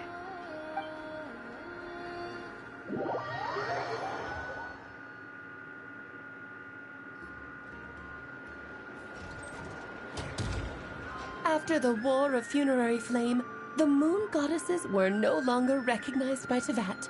They lost the whole foundation for their existence. That's why the Moon Goddess's strength is fading. She cannot withstand the world's rejection of her. It's just like what Carla Bina said, the world itself is rejecting her. To be more pedantic about it, the Moon Goddesses did something to offend the heavenly principles, and that's why they were ousted. Something of a recurring theme in Tevat's history.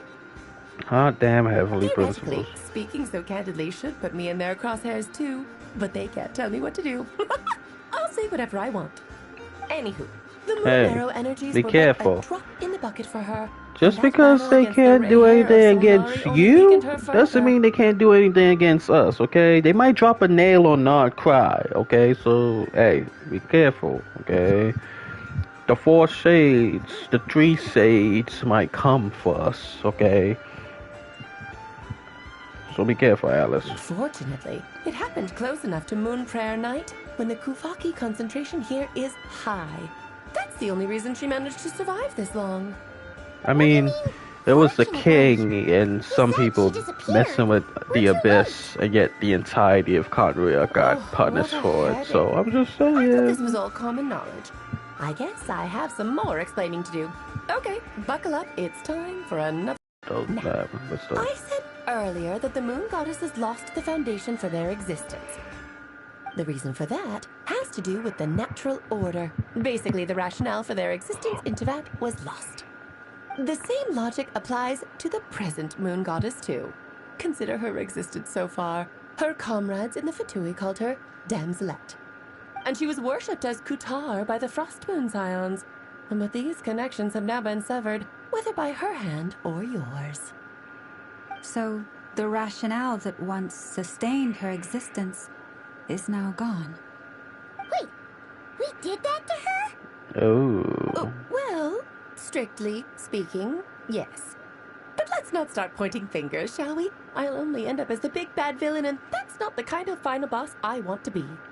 If you're making light of this, hopefully that means you have a plan. Of course I do. I'm only the greatest mage in the whole entire world. Oh, don't let the other members of the if you wish Hexen to Circle find hear your you Moon say Goddess, that. There are 2 problems we need to solve. Firstly, we'll need to strengthen the connection between her and Tevat. At least enough to sustain her until Moon Prayer Night.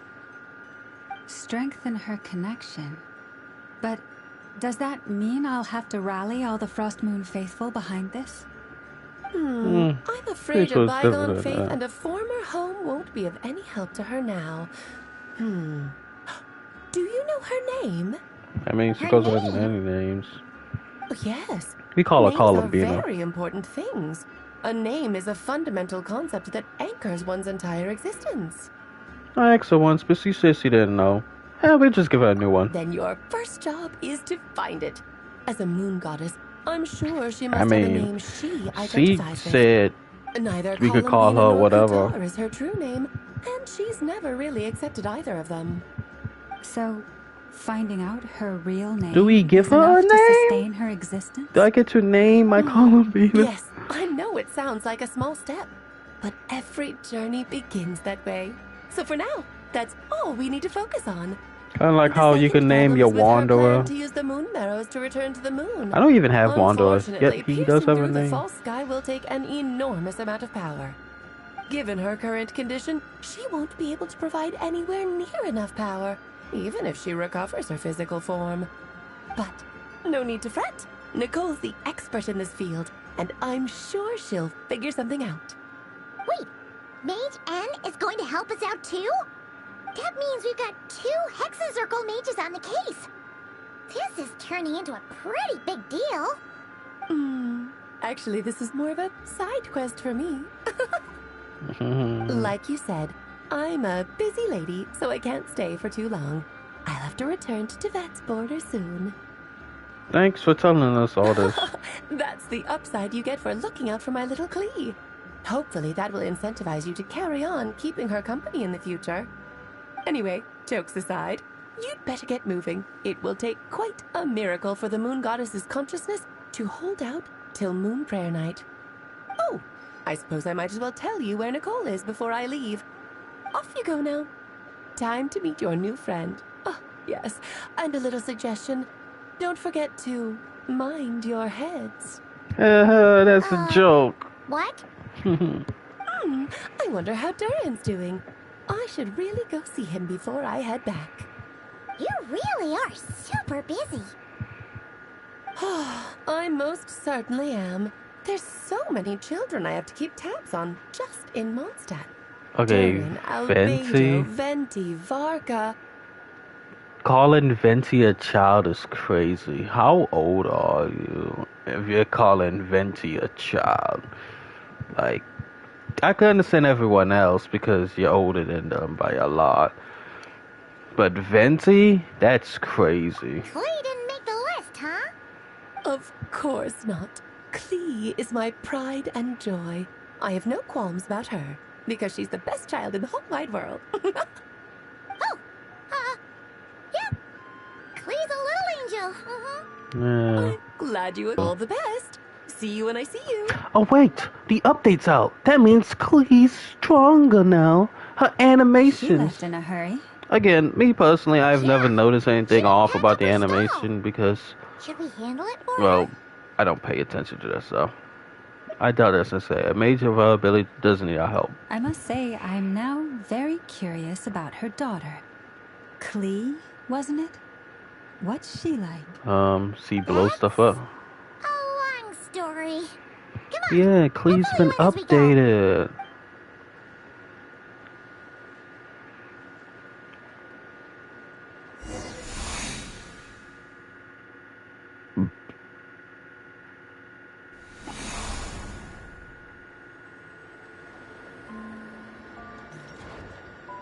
What a lively place. I've never experienced Nasha Town like this before. Hey, you old geezer! Your hammer's rusted through! Who are you calling old geezer? Are they quarreling? I'm looking right at him! You've really gone downhill since giving your daughter free reign in the workshop. Can you even swing a hammer anymore? It shouldn't take you days just to fix a single chair! You might as well use that hammer to massage my back for all the good it's doing. Don't run your mouth, or you'll get a back massage that'll put you in bed for the rest of your life. Look, the materials haven't arrived yet, all right? You know how busy it gets in the days before Moon Prayer Night. I'll bet you send all the materials to your little princess. Blood's always thicker than water, huh? All right, you've made your point, Uncle Koski. As soon as the materials arrive, fixing your chair will be the #1 priority. And Dad, if you've got time to chat, why don't you lend me a hand, See? Lolka knows what the score is. I guess they're friends. But the way they spoke to each other was so ugly. Then again, it wouldn't be the first time I've seen something like this. Columbina! ring outside my door in the middle of the night one more time, and I'll unscrew your vocal cords. You hear me? Oh, Sandrone. Even in debt, she's So that thinking was her about way her of trying to little make it. snap. I won't get the chance to say any ugly things in reply. Look at her. Already thinking about rage baiting Sandrone. Hello guys, I am a ghost. Well, bye.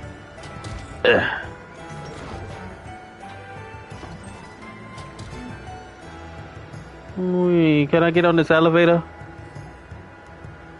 Hey, have you decided what to give her for Moon Prayer Night? I sure have.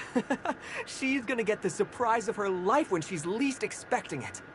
Then I'll whip out the ring and pop the question. The surprise of her life. What a fun turn of phrase. Cool, I get the picture. You can spare me the gushy details. Ooh, looks like we have a customer. Hello there, ma'am. Would you like some Moon Prayer Night candy? Huh? Is he talking to me?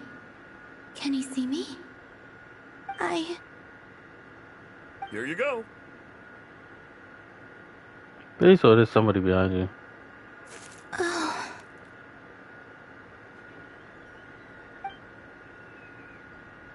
Come back anytime. Right. Now, where were we? I don't know why, but I still held out hope.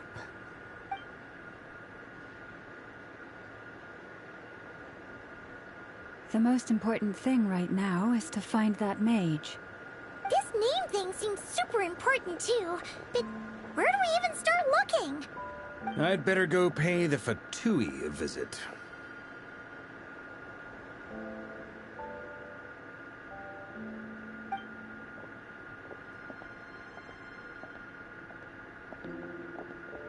Damn.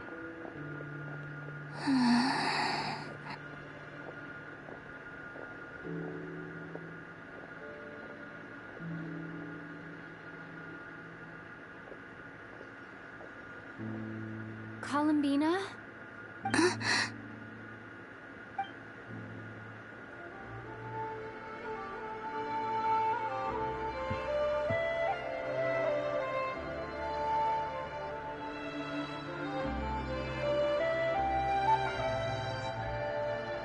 Traveler? Let's go! This is no time to be spacing out!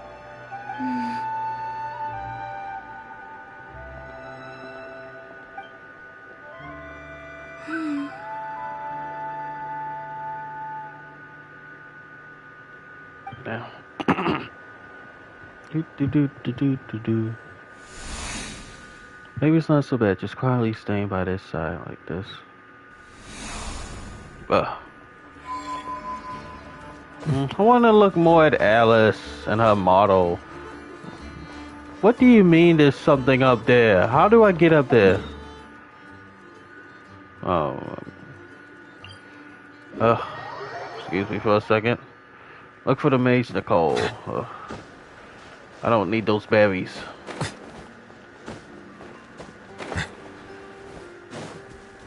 Look at the beautiful art I made.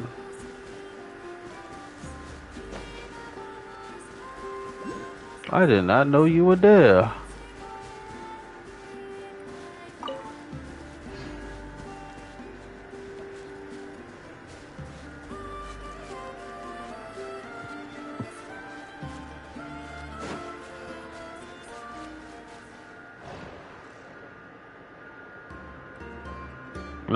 No, don't make me.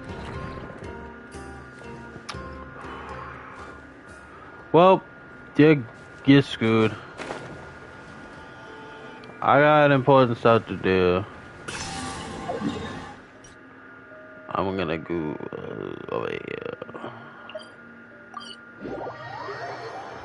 Oh, thank you for being like this. Where are they going? They mentioned a mage and a name? So, Mr. Varka, are you acquainted with this Nicole? Or should I call her Mage N? Not really. We've never met, though she has come up in conversation. From what I've gathered, Alice kinda took Nicole under her wing. Taught her how to speak in a more ladylike fashion, that kind of thing. Alice? Hard to imagine Alice as an etiquette coach. Yeah, Alice is a larger-than-life personality, I'll give you that. But then again, that's why she's able to draw such an eclectic mix of people into her inner circle. If I remember correctly, being an interesting person is actually one of her main entry requirements. So, if you ever wanted to join the Hexen Circle, I'm sure you'd both be eligible to apply. Hey! Hexen Circle? Making promises on Alice's behalf. Honorary Knight. I don't know if we have Savior of Liwu, I guess? I don't know. Okay, sure. Captain of Swordfist 2. I think. Nicole, how are we supposed to find Sumeru. The hero of Sumeru, I guess? The hero of Fontaine. The hero of Natlan. Actually, two Miami. She's wearing will give it away. We have lots of titles, so Hexen Circle. Into her chest or something. You know, remember. Wait a minute. Alice never said Nicole was from Mondstadt. Oh, true. What about tea set? I recall that each mage has their own cup. That would be this young lady, then? With wings. Hey there! Sorry to disturb you, but are you Miss Nicole? Yes, I am. Varka, Knight of Boreas of the Knights of Favonius. Alice might have mentioned me before. Mm-mm. If we got the wrong person? Sorry. Pretty sure she was shaking her head to the Varka thing. This is awkward. When I shook my head, I meant, no, Alice hasn't mentioned you before. Huh? Where is this voice coming from? My apologies. For certain reasons, I am unable to speak. This is the only way I can communicate with you. It might take some getting used to, but I hope you can understand. Hey, it's fine. I'm more shocked by the fact that Alice never speaks about me. I mean, As for you two, we have crossed paths twice before, but it is nonetheless a pleasure to finally meet you. It's really you! Thanks for all your guidance in the past. You're quite welcome. This time, things are different. We have reached the unwritten pages of the story. You might say that we stand at the crossroads of fate. Okay, interesting. Now then, allow me to formally introduce myself. My name is... Nicole and Vast Immortal. No, stop! Alice! I can't believe it! I had a whole speech prepared. I'd agonized over every single word. She always picks the worst moments to ruin other people's plans. I'm so sorry about that.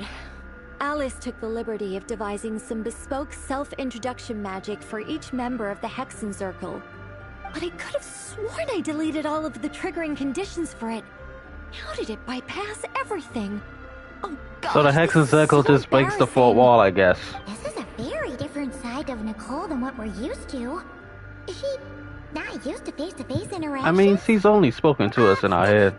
Don't worry about it. We've seen that introduction magic once already. So it's an actual it wasn't thing. Too much of a shock. I mean, it makes Please sense go for on, mages, I Nicole. guess. We'd love to hear what you have to say, or... You know, because Welcome it's in. magic. But they kind Talking of... to this lady? But... Will you all promise to forget that horrendously like begs the embarrassing question. introduction? What about it when the Harbingers introduces themselves? Or when Ray Air introduces himself? Is that something we can actually see? Is that an actual thing? Like, it makes sense for the mages, but what about everyone else? I'm starting to question the world now. sorry, embarrassing. When?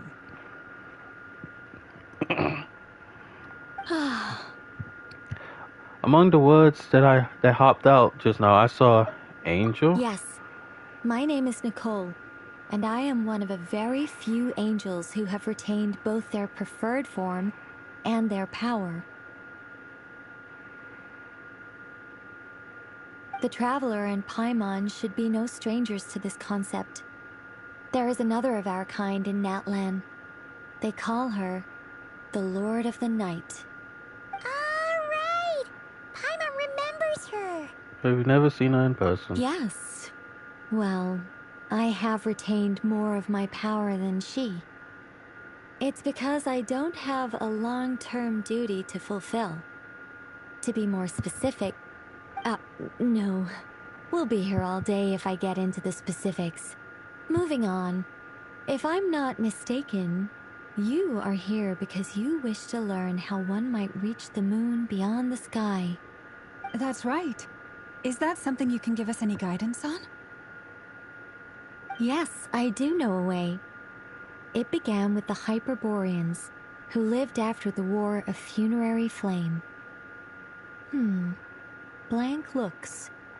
Maybe I should start with the background of the war. Or maybe not.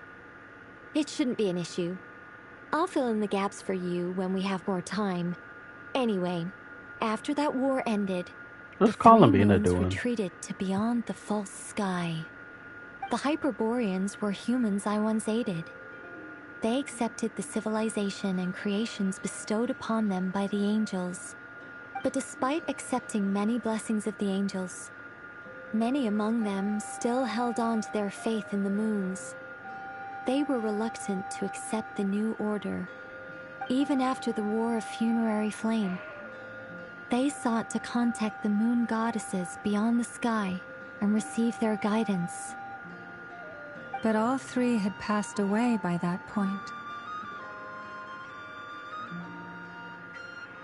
Yep. This mage has a unique method of communicating. Is she talking about the moons? Oh, there's a Yes. vision. But they did not know. And it's Pyro. And so, still they prayed for the moon goddess's mercy. After building titanic structures that consumed vast amounts of Kuvaki, at last they glimpsed the moons and heard their voices. But of course, they were gravely disappointed. For it was then that they realized the three moon goddesses were dead. Oh, that's such a sad story. It is. Humanity was in a very sorry state at that time. The angels who had once aided them were gone, and the War of Funerary Flames had left them homeless and destitute. Just a second, I gotta ask. How relevant is all this history to the task at hand? Ellie Vodka. Well, You're supposed to learn about the lore. Okay, it seems we've drifted into irrelevant narrative waters. I mean, It's been a kinda. while since I've had the chance to speak inside someone's head. As soon as I got started, I lost control, and the words just flowed out like a waterfall. What I'm trying to say is... Right, yes, that's it. The relevant part is the ritual created by the Hyperboreans. The fact that they bypassed the false sky and saw the true moons implies that they successfully built a connection between Tevat and the outside world. Which means, with enough Kuvaki and a sufficiently stable connection, it should be feasible to send one person So over the small. border. Okay, so they built some kind of portal? Like a moon gate. Kind of. Oh, yes. A portal. Yes. Is something wrong? You sound disappointed. I just didn't expect you to summarize it so well. It turns out I could have said all that in one word, if only I'd managed to think of it. No, please, it's fine. This is invaluable knowledge. I'll be sure to record and preserve everything in writing. Oh, really? Well, in that case, I suppose I could backtrack and add some more detail. I did gloss over a few things so far. Whoa, time out. Let's summarize what we've got first. God The damn. Hyperboreans were the last ones to use this method, right? So we somehow need to find whatever structure they built and make sure there's enough Kuvaki to power it up. Luckily, we have the moon marrow of both the eternal and iridescent moons, so we're all good for Kuvaki. Which means the key issue we need to focus on is finding the place. Am I right so far? Yes. Although I expect the structure is long gone by now. That said, what if we could take advantage of the phantoms to travel back to a time when it still existed? Well, travel back isn't quite accurate. It's more like we'd be creating a handshake between 2 points in space-time. We wouldn't even have to pick a time when it still existed. It could just be a time when it still appeared in phantom form via projection, or we could project our own phantoms, fold them together, and... You look lost. Was that too hard to follow? Kinda. Yeah, things got a little, technical there. Paimon's brain is reaching capacity. Alright. Let me think about how to put this more simply. Okay, got it. Over the next few days, I'll search for phantoms that we can use. Once I find one that meets the criteria, I'll let you know and we'll regroup. By completing certain rituals, specific individuals will be able to enter the phantom and make it to the Hyperborean structure. Calavenas is bored If out of her everything mind. checks out, and it looks feasible, we'll just need to wait for Moon Prayer Night, and we can send the Moon Goddess back home. I'm really skimping on the detail here. Is this making any sense at all? I think so. For now, we'll just wait to hear from you. I know Calavena's like kind of like a ghost yes. right now, but Great. Solely Counting the on great you. In the Solely meantime, we'll mages focus from on the finding Hexen the Moon Circle can Goddess's sense name. her presence. I mean, I sense her presence. My name? Are they looking for a way to stop me from disappearing?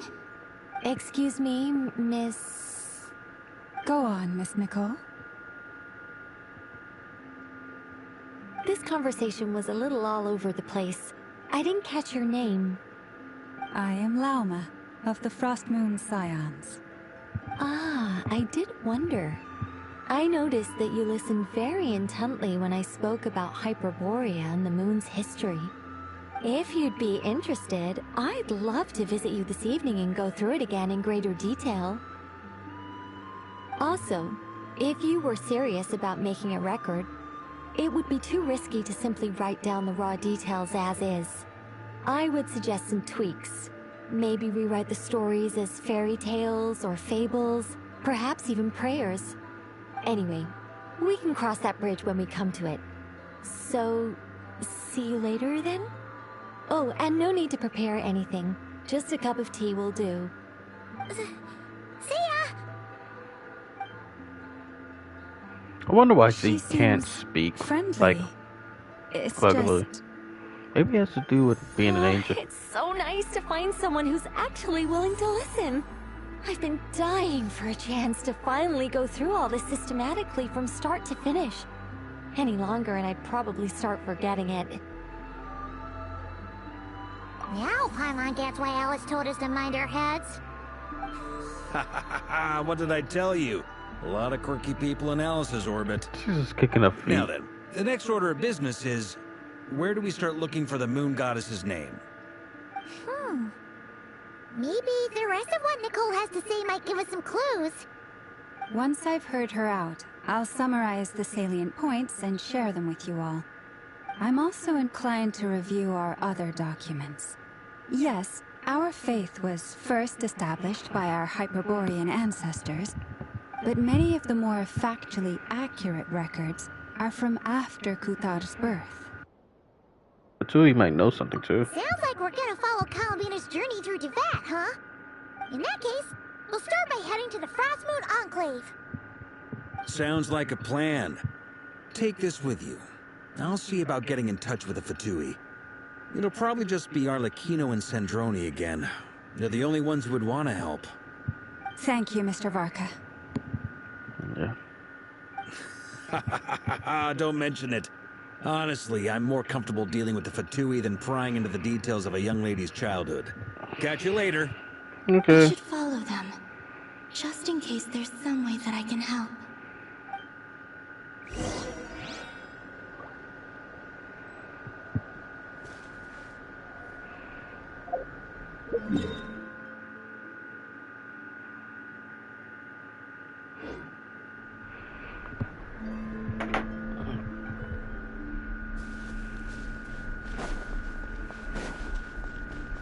Where is this one? Okay. Whoa, whoa, whoa! No, New Valette. Come on, New Valette. Supposed to be better than that. Okay.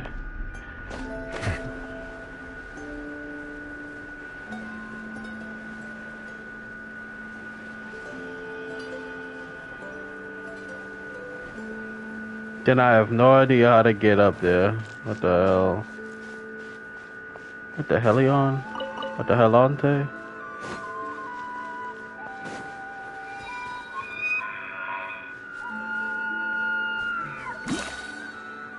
Thank you so much. You wouldn't have no way of getting up there, do you?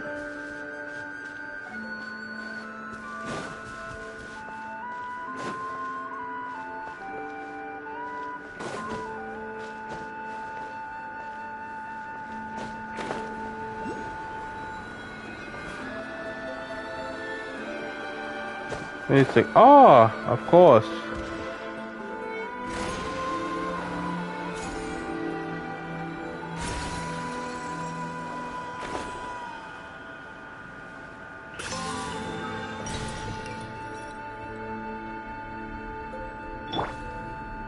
Awesome.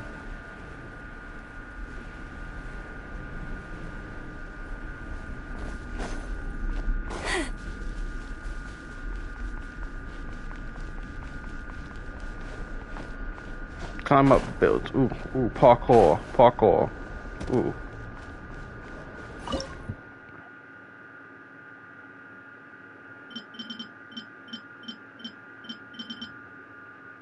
There's an energy drink. I really need to collect more chakra. 1 for level ups, but 2, there's lots of... Yo, there's so much food. If I go to my incomplete... I need to get so much of these goddamn mushrooms. Ugh.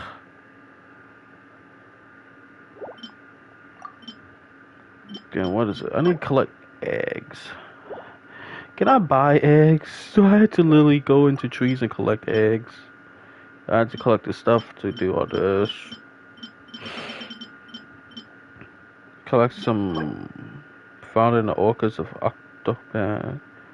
Oh, so basically go to what was it? Festus place. Yeah, only grows in Festus place. Okay, that's easy to do. I mean, I have to get some more grain fruit, which isn't really hard.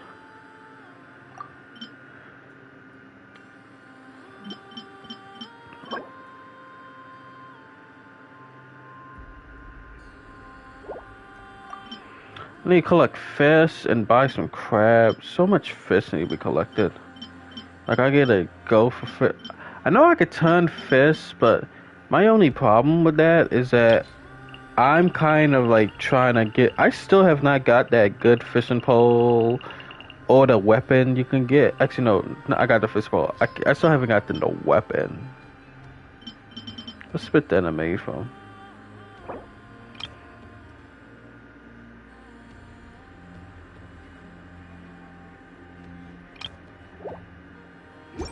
So.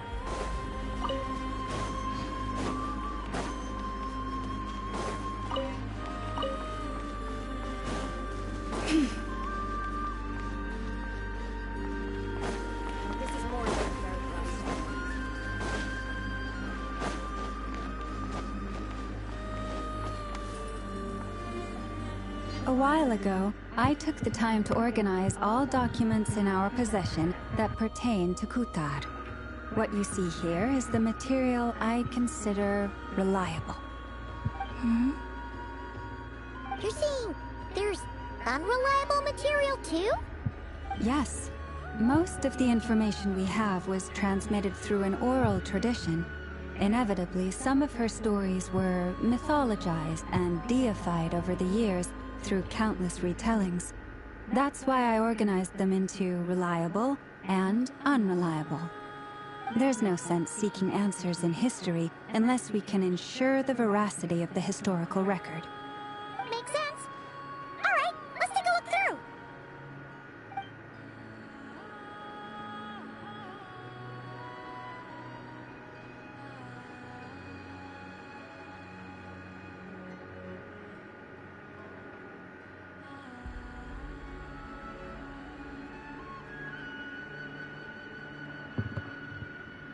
Mm-hmm.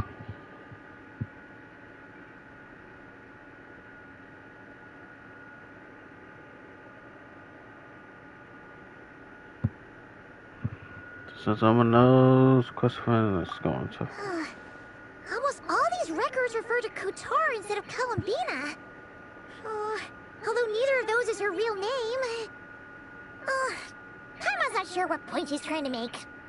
What we can gather from these records is that the Frostmoon Scions worshipped her as a god, placing impossible expectations upon her. I cannot fault them for their earnest faith, but for all their devotion, worshipping her day in, day out changed nothing. I imagine that none of it resonated with Columbina. It wouldn't surprise me if, even back then, she had already begun to reject the name Kutar and everything it represented. Lama speaks the truth. When I heard them call upon Kutar with hope and expectation in their voices, they may as well have been calling upon somebody else.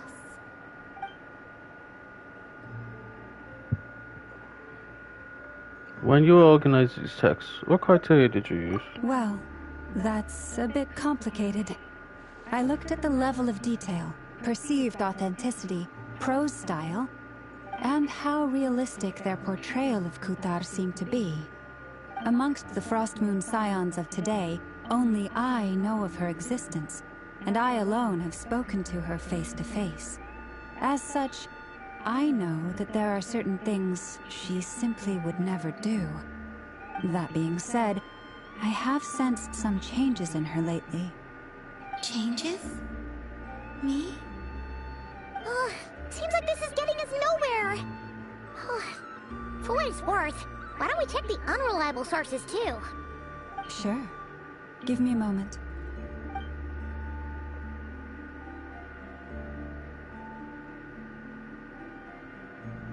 Exerting but a fraction of her divine might, Kutar sheared a great mass from the snow-capped mountain and cast it into the sea, upon whose surface shone the mirror image of the moon.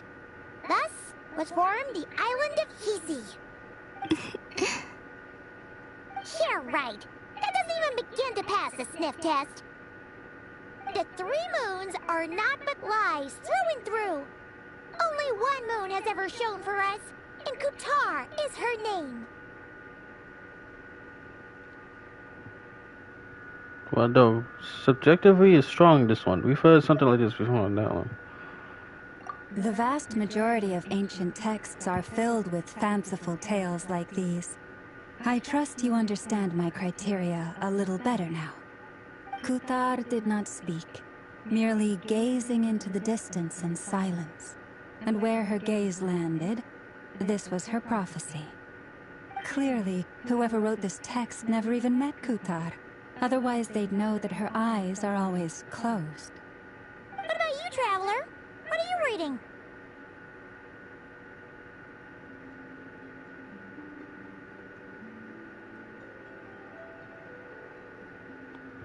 Seems like a collection of anecdotes. Let Paimon see. The child wished to build a wooden nest with which to shield a fledgling bird from the cold. But being so young and lacking in strength, the child could not snap the branches from the trees. Kutar was passing by. Upon seeing the child, she summoned forth the Kuhenki, who built a beautiful nest for the child. I remember that. Not knowing the meaning of Kutar's divine intervention, the child dared not to respond, and thus ran home to call their parents. but Qatar was gone. The Moon Chanter declared the event a miracle and took the nest as a relic, placing it on high for all to see. The child was named as one favored by the goddess and was greatly respected amongst the people. Yet, no further miracles were bestowed, and this matter was forgotten in but a few years. Huh. Any thoughts after reading that? If it's true, it gives off a somewhat lonesome feeling. Yeah. Columbina probably just wanted to join the kid in making nests. Ah. I had originally considered this a fabrication, because Kutar did not perform any similar actions in subsequent records. But now that I think about it, it does seem like something Columbina would do.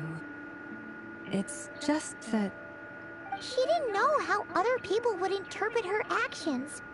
She was probably worried about making things difficult for people. So, she gradually stopped joining in. Yes. Oh, that's so sad.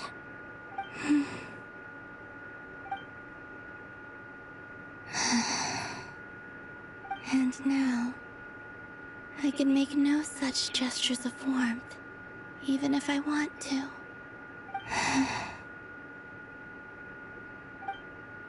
Still no name. That's a bit of a shame.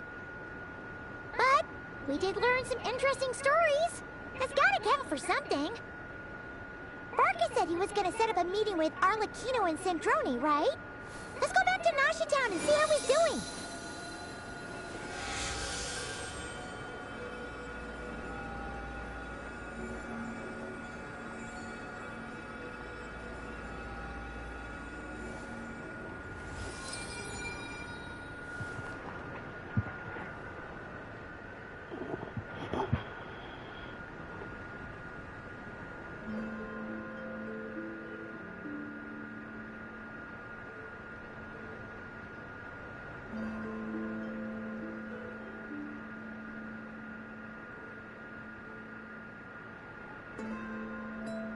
If ever you find that the animals in Nod Krai behave in ways you do not understand, just ask me and I will explain.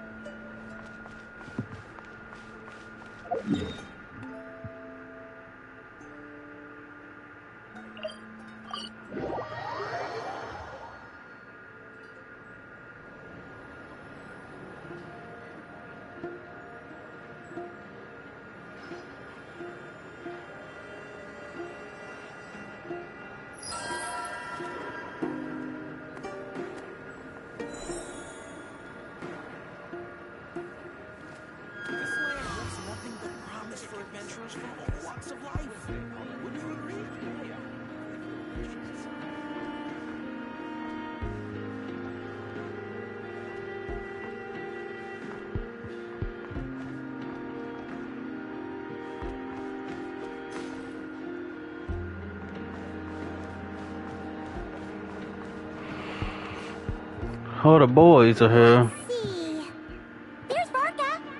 Oh, and it's Durin and Albedo too. We meet again. Yeah, this is pretty much the same place we bumped into each other last time. I convinced them to stick around a little longer. We were all waiting on people, so I figured having a little company would help pass the time. Ah, so you've been waiting for us? Does this mean that you've already arranged things with the Fatui? Sure does. Now you're back, we can go meet up with them together.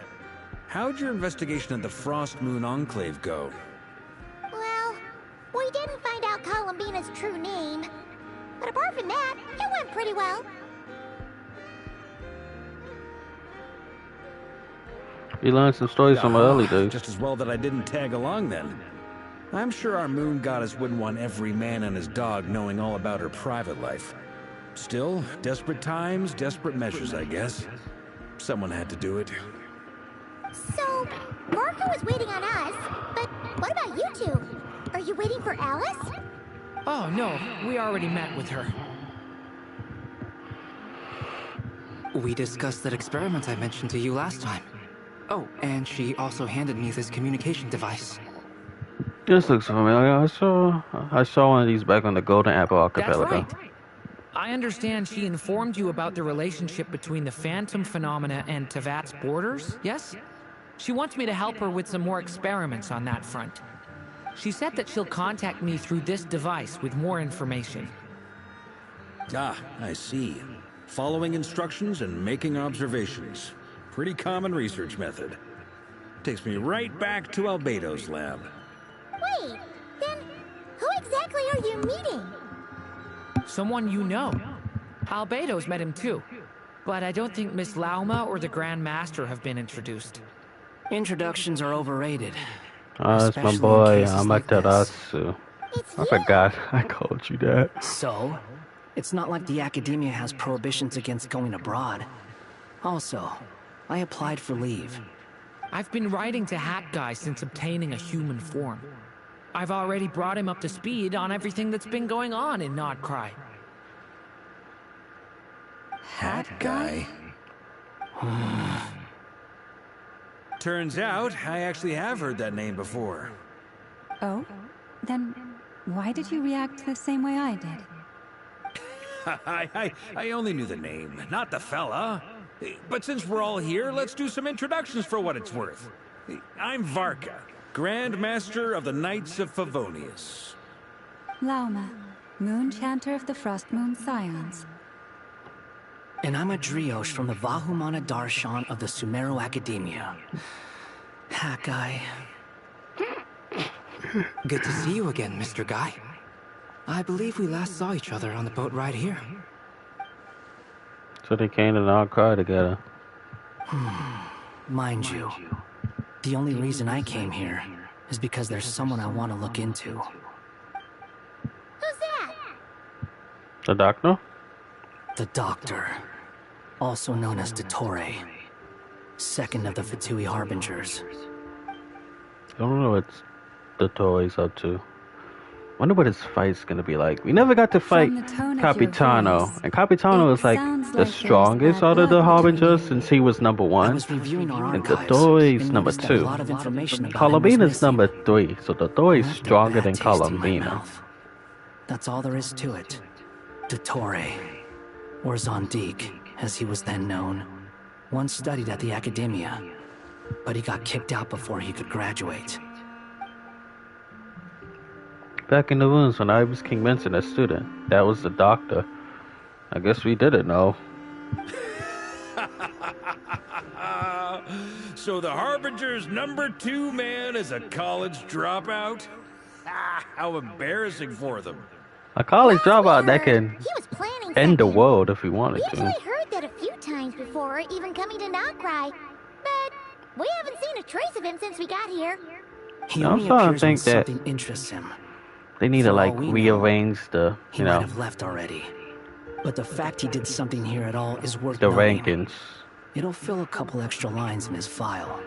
Because I'm pretty sure it's based on Why does it strength. sound I mean, less like a file you're writing and more like a criminal some people said it's based on like when they Anyway, joined we the were just about to meet Fatui. 2 of the Others other is when it's Harbingers. based on strength. Want to come along? You I might don't learn know. a thing or two about Because him he had there. a child who's Sure. the 11th. He is the youngest and probably the last one to join, but he is pretty They're strong. old acquaintances of ours, so, you know, when you talk to them, try to be... I got it.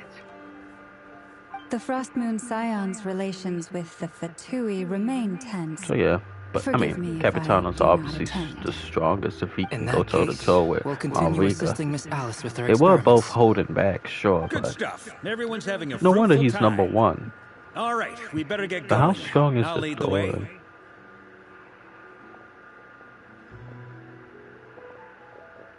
Like, not physically strong. He's obviously not physically strong. But, you know, he's a scientist, so he has his ways. Hey, Amaterasu. Are you here for revenge? Well, yeah, that's obviously part of it. But I'm not the only one who has a score to settle with him. Neither you, nor Lesser Lord Kusanali, nor I want to see him meddling with things again. Fair enough. One other thing. When we return, let's talk about Colombina. What's the hurry? Don't worry. Pigeons always know which way home is.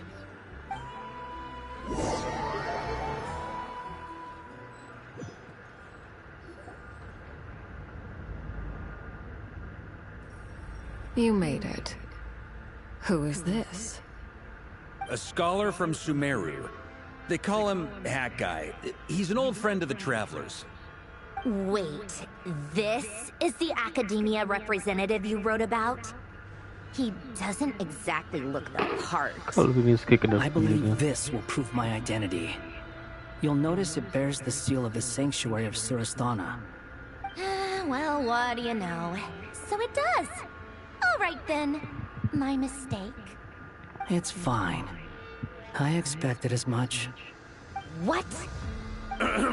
So as I mentioned in my letter, the Academia's got its eyes on Dottore. But this matter remains top secret. Apart from those assisting in the investigation, the fewer people who know, the better. If anyone asks, I'm here in Nod Krai to pursue my personal academic interests. Gotta say, Barca, you did pretty well to keep all this under wraps for so long. I like how the boss guy is there in the background. You flatter me. You're all harbingers. What reason would you have to discuss close information about the toy? Where do I even start? Remember that time we fought Rerir at Star Sand Shoal? He sure let me have it then, didn't he? I'll bet Dottore had that all sketched out, with me as his convenient little pawn. He could not care less about us if he tried, but hey! The feeling's mutual. Does Dottore really strike you as the sort who values his relationships with his colleagues? Fair point. Definitely not. Which is why I always keep my guard up whenever he starts making suspicious moves. To that extent, our motivations align. On top of which, I consider you trustworthy people. Now, back on topic. In the wake of the Reikir of Solnari episode, Sandrone and I grew suspicious about Dottore's complete inaction during the entire affair. So we tried to find out Still what see he'd a been up visit to, on Sandrone. but unfortunately to no avail. He never lets anyone in on his plans. The more he cares about something, the more secretive he gets. Indeed. Perhaps he believes that by keeping a low profile, he can avoid trouble. But that trick isn't going to work on his colleagues. Yeah, I mean, he's been researching the ancient moon's remnants. And he's been trying to get his paws on the moon marrows. Only an idiot would believe he doesn't have something more planned.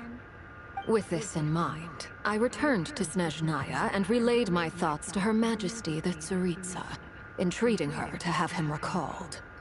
That's pretty direct. Did the Tsaritsa agree? Yes. I made it abundantly clear that the Fatui's business in Nod Krai is almost concluded, and we do not need 3 harbingers in this territory. Her Majesty concurred.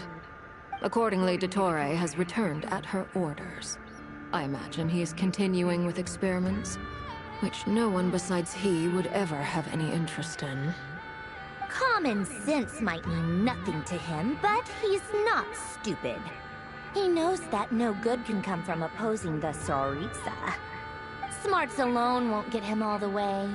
He needs the Rooster's resources and Regrator's Mora, both of which the Tsaritsa can strip from him by waggling a finger. But doesn't he have a track record of publicly following orders while going against them in private? He probably has it down to a fine art by now. Wouldn't put it past him. We worked together on a research project once. Only briefly, but it was enough to show me that we're fundamentally different people. He has no interest in doing things methodically, stage by stage. His thoughts jump all over the place, and the moment his curiosity is satisfied, or he gets the results he wants, he disappears. The only similarity we share is that, once we set our minds on doing something, we will see it done. Whatever it takes. Oh, we definitely saw some of that in your battle with Rerir. You got so competitive. Ugh, do not remind me. Then I believe we all concur. Dottore will not simply give up. Fantastic. Now this is turning into a whole day of unpleasant memories. Ugh. Are you talking about the moon marrow stuff? He also strikes me as the kind of person to disregard experimental regulations, ruin all the equipment, and go way over budget. Then leave the first person he can find to deal with the fallout. Exactly! This one time, he was running some high-temperature experiment and the substance exploded. But does he care?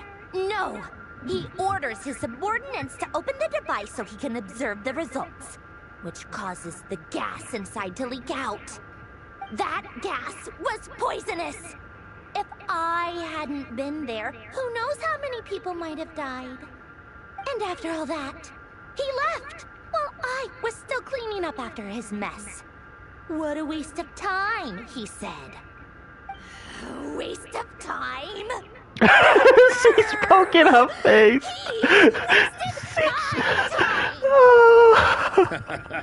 You've been bottling that up for a I while, was not expecting to see Columbina boop Sandrone. She just booped on the nose like boop. Nod Krai, I must say, you seem awfully familiar with internal Fatui affairs, especially when it comes to Dottore. Thank you, Lady Harbingers, for providing such valuable information. I have no other questions for now, so I'll be on my way. Wait, what? You're just gonna leave? You're welcome to join if you want. Ugh. Just when Paimon thought he'd finally mellowed out. He makes quite the impression. I'll say. I've met tons of headstrong people, but not many of them would join me in bad-mouthing Dottore. Anyway, back to the main agenda. Barca, you said that Columbina has gone missing? Or rather, disappeared. Yeah.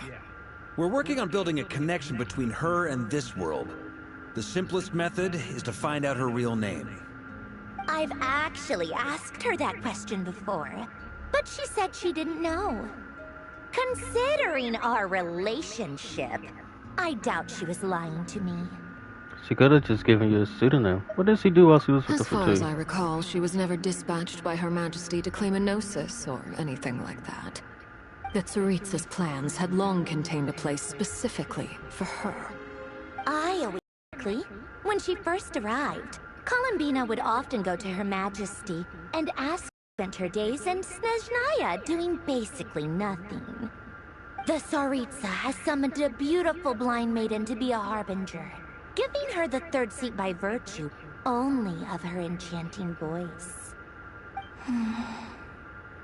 It was a dumb and stupid rumor, but the reality of the situation made it hard to refute. And what happened after that? I imagine she stopped caring. She no longer seemed to care why she had been recruited, and Her Majesty never gave her any missions, so she just continued to sing in the flower garden. For my part, I was busy. So busy, in fact, that watching someone be that idol had me fuming.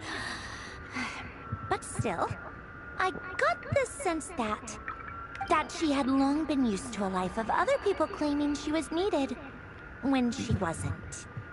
I just felt that having a place to stay would cost me something eventually. And so I waited quietly for the day that I would have to pay the price. And on the other end of that spectrum, you had me. Someone once told me that I had the lousiest work and the toughest luck. That's a good way of putting it. I forget who said it, but those words have always stuck with me. Sounds like something Amatosu would say. Oh god. Oh yeah. But you've done your job exceptionally well all this time. Because at heart, you are a conscientious person. Thanks for telling us. What is it? Something come to mind? It's nothing. I'm just even more eager to learn her name now. I wanted to shout it to her from the rooftops. That makes sense. Nothing screams you are needed like your name shouted from across the town. Well, good luck with it. But if you ask me, Columbina is still the most shoutable name. I'm just so used to it now. After all the arguments we've had, I can't be bothered trying to remember another name for her. Nor I. Sandrone. Harlequino. Soon the time comes for you to part. Huh! It's a Sealy! Does that mean Nicole has news for us? Ladies, I thank you for your hospitality. If the chance ever comes up, I definitely owe you both a drink sometime. I'm sure it will. You can make your own way out. Heck, you've been here enough times, you probably know your way around better than I do.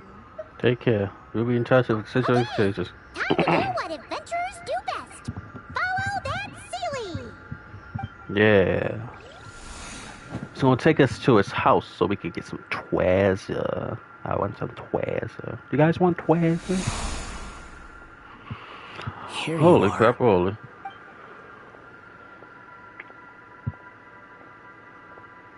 Oh, hat guy. How come you're back so soon? Did things go all right with the Fatui? Fine. Dotori's been summoned home by the Tsaritsa. Couldn't get much more than that. How about you? Any progress with the investigation? Unfortunately not. We've tried everything. Different phantoms, different locations, different points in history. But the results were the same each time. Abyssal monsters roaming the land. People crying out in despair, with no hope of being rescued. Every time I see it, I can't help but think, is this what it was like in Mondstadt when Dragonspine Durin attacked? And if I fail in the task I've been given, will I create yet another tragedy? That's just meaningless speculation. Nothing bad is gonna happen. When we encountered similar phenomena previously, I tried to interfere with those illusions, using sounds and lights to guide them. However, we could not change their fates. At most, we were able to extend their existences. The events of the past are like fate that has been written into Irminsul. There isn't a living thing in Tevat that can escape its past. But Miss Alice instructed us to try to Oh find no, ways to you kind of change the vote outcome yourself that these out phantoms of face. Irminsul, so... It's an impossible you know. task. Can't you just refuse? Since she asked us to do this, I feel like it can't truly be impossible. Or if it is, well, mages can make the impossible possible. I could not have been born as Durin otherwise. But you also said that your past 39 attempts were fruitless. That's true. But you're still going. Yes. After this many futile attempts, surely you realize that you're not doing this because you still believe what some mage told you. It's because you want her hypothesis to come true. It's something you wish for deep inside. So, think for yourself about what you want to do. As long as you don't believe it's futile, it isn't. Yeah. Look at you, Previous Amaterasu. experience indicates that we cannot touch the phantoms, which limits the effectiveness of our interventions. If we want to clear this hurdle, we need to break this rule somehow. Same thought here. Following the same rules means repeating the same failures. Reducing ourselves to mere playthings of fate. So you mean we need to figure out a way to make contact with them despite knowing that we can't? Yes, and I suspect that's something only you are capable of.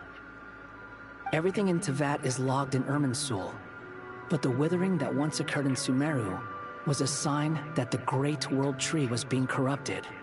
This corruption allowed things that should not have existed in Tevat to appear. This is tantamount to rewriting reality to an extent. You're saying abyssal power might be able to affect those phantoms? No one's ever tried it before. If you're gonna try it, it'll take courage. And you have to be confident that you can control it. Is anyone there? Has anyone seen my daughter? She's missing. I have to find her. I hear someone inside. Spargana? Are you in there? Ah! If I can use my abyssal powers to warn him that there is danger here, maybe it'll change his decision. Maybe he'll stay away. Yes. The important thing is not the nature of the power, but rather how you use it. To intimidate and obstruct. Sounds about right for the Abyss. Let me try. I should be able to influence that thing. Have you seen a little girl? What? This isn't the time for that! Just run!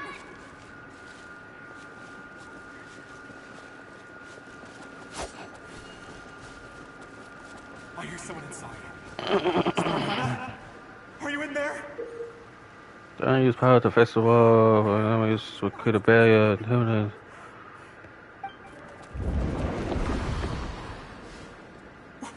What is this? Looks dangerous. I should get out of here.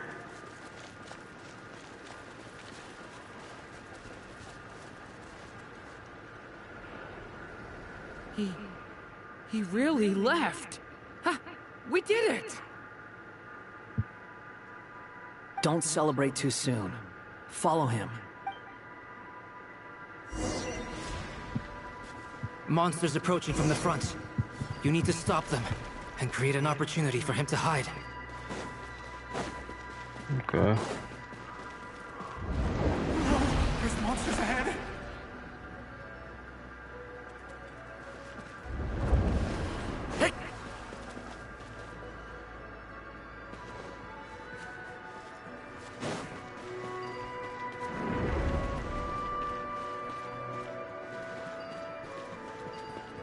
The monsters are gone.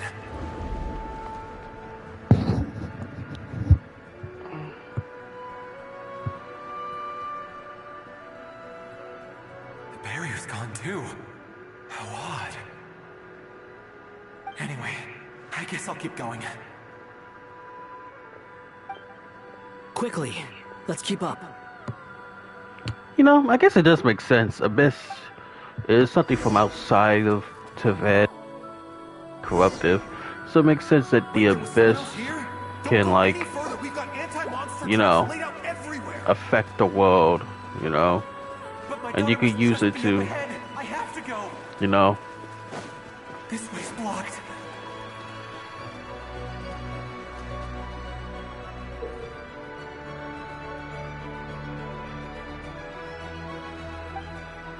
We might be able to use the explosives over there, but we need to take care not to hurt him.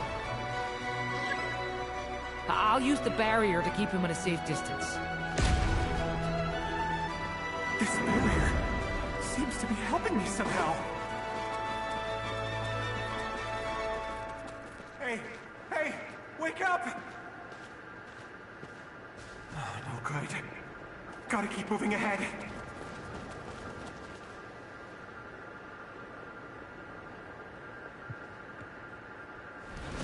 So many monsters! There's still a chance, Durin. Use the traps.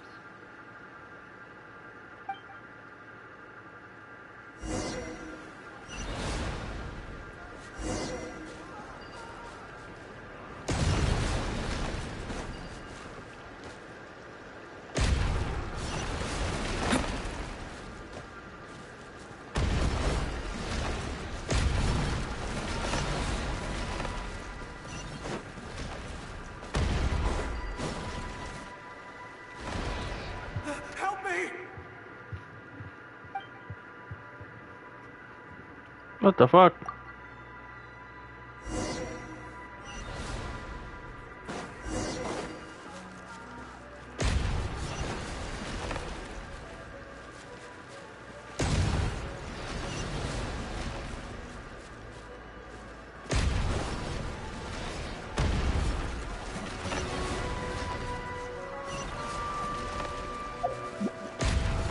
What the fuck? I'm confused. I'm confused. Did I not do the... Okay. Okay. Oh, I'm so confused. I mean, they're all coming at the same time. Maybe there's a way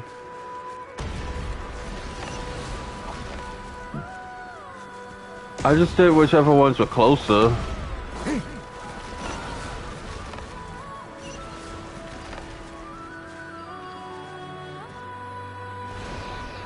Help me! Okay, which ones do I go for first? Because this is pissing me off. Do I have to go for the farthest ones first?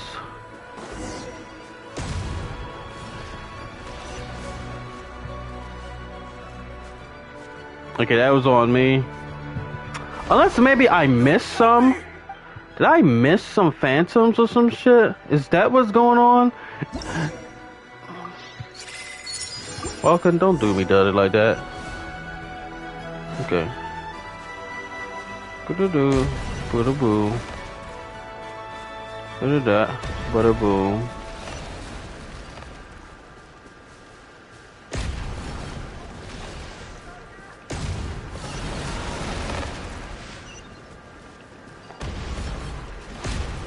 What the fuck? Why did I miss the first part? Not a fuck. Playing on the controller does have its disadvantages. Like sometimes it's hard to like do the things. Cause like the L1 button also does that. So it's like tough to do. It's just...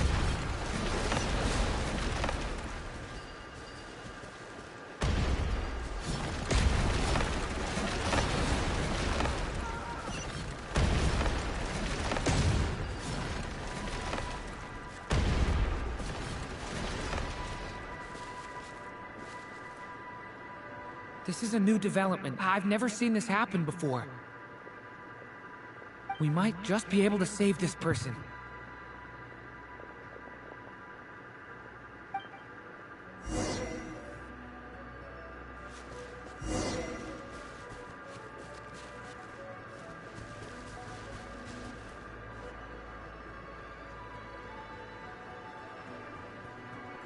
Hello there. Have you seen my daughter? Spargana's her name. She's carrying a large backpack. Get out while you still can, you fool. You won't find any survivors here. But I can't just leave her here. She must be so scared right now. Sorry. Wish I could help, but I haven't seen her. You'll just have to keep looking. Okay, thank you. If I do find her, I'll get her to shelter and come back for you. Don't bother.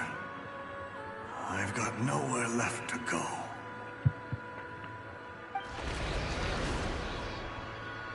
What's that noise? Monster! No, if he goes inside, he'll be walking into a trap. Let's try this once more. This time, we have to stop him.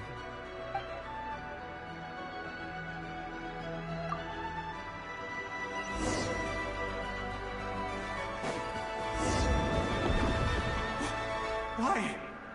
How will I know where Spargana's gone like this? You know what? I'll trust this strange barrier. It's got me this far after all.